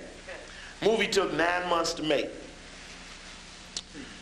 Warner Brothers, whether there's no profit, a penny of profit, get a brother $3 million to work for them to put the movie together. $3 million is a hefty salary for a movie maker. His biggest movie's budget prior to that was $5.6 million. So to get $3 million just for himself in this movie should have raised his suspicion, and that was if it made no money. So he put $2 million back in the pot and kept $1 million in his pocket. $1 million. So he took the $1 million and he bought stores to put the X in the stores, even in Macy's and Broadway and the white places, to put the stores in the position so you could buy the hat while you watch the movie. And I did not like, even when he was on Saturday Night Live, I said it. I didn't like that X with the flag on it. And I don't like the X with the flag on it in the movie. And why does the song Revolution come on after 3/4 of the people then left the theater? Finally, we get the Arrested Development and the song Revolution, and everybody gone already. It's at the end of the credits, come Revolution. Like, well, where everybody at, Spike? You done put it on too late. But Fight the Power was all in the middle of the movie. But Revolution came at the end of the credits. And another thing, the eulogy of Malcolm X is outdated. Ossie Davis repeating how Malcolm was a real Afro-American. Malcolm was a real Afro-American. Malcolm was a true, that is some stale shit. An African American. African American is an inappropriate word to describe Malcolm X in any form, and to use that at the movie. And how come they got that? What portion is this? Skateboard portion. No, this the. Mandela.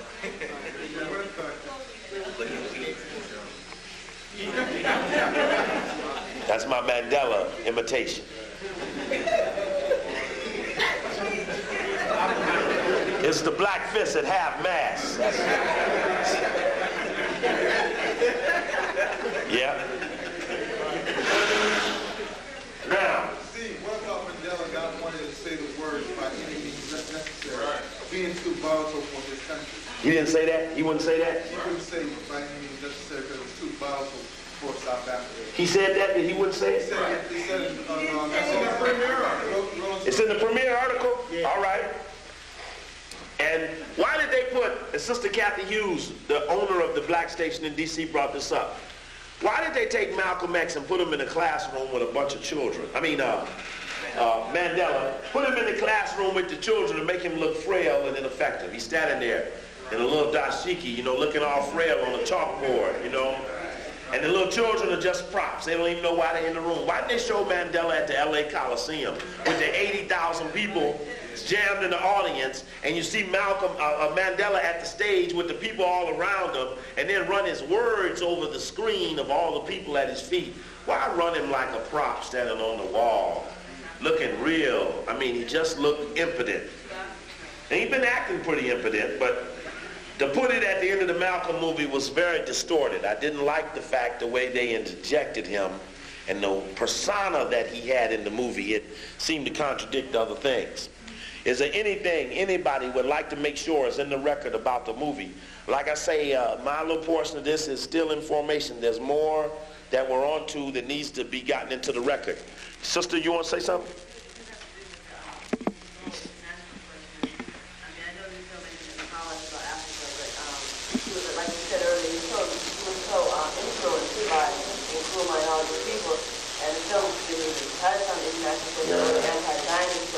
Right.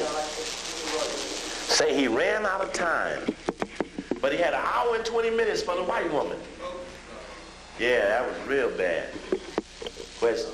Brother Austin. Yeah, just, the way that whole first part was played more like a comedy than anything else. Yeah, and Spike was in the damn movie too much with his goofy ass. Get the fuck out the flick, asshole. Listen up now. I have great respect for this brother. Think about the first time you actually see Malcolm on the screen. He comes out of the closet, he's looking crazy, he's the object of ridicule and laughter. Yeah. The whole, the way those zoot suits. Dick Gregory was one who talked about the zoot suit was a source of pride for our people, but he had them looking like clowns. Right. And all the time he spent on his hairdo. He spent more time on the hairdo than Africa. And when he got a comb. The way they had it in the movie, his head was stuck in a toilet when the movie came in there to bust. Ain't that nothing? That's real sick. That's real sick. And why did they take the brother who got him out of jail, got him through jail, and make him the same brother that inflated Elijah Muhammad with the envy and the jealousy? That was a deed. That's helping somebody that's living. See, that was proactive deception right there. That was helping somebody that was living. That was an active attempt to cover for somebody who could have probably been found. See, whoever the inflators were, they're very important to us now. So I was surprised they mixed those roles like that, because there's somebody missing. Denzel as Malcolm, he never said white devil once. Dig that. He never called them devils. And anybody listening to Malcolm X knows he called them Devils. Dogs, whatever. All of them. Vulturism. Not one time was white devil mentioned.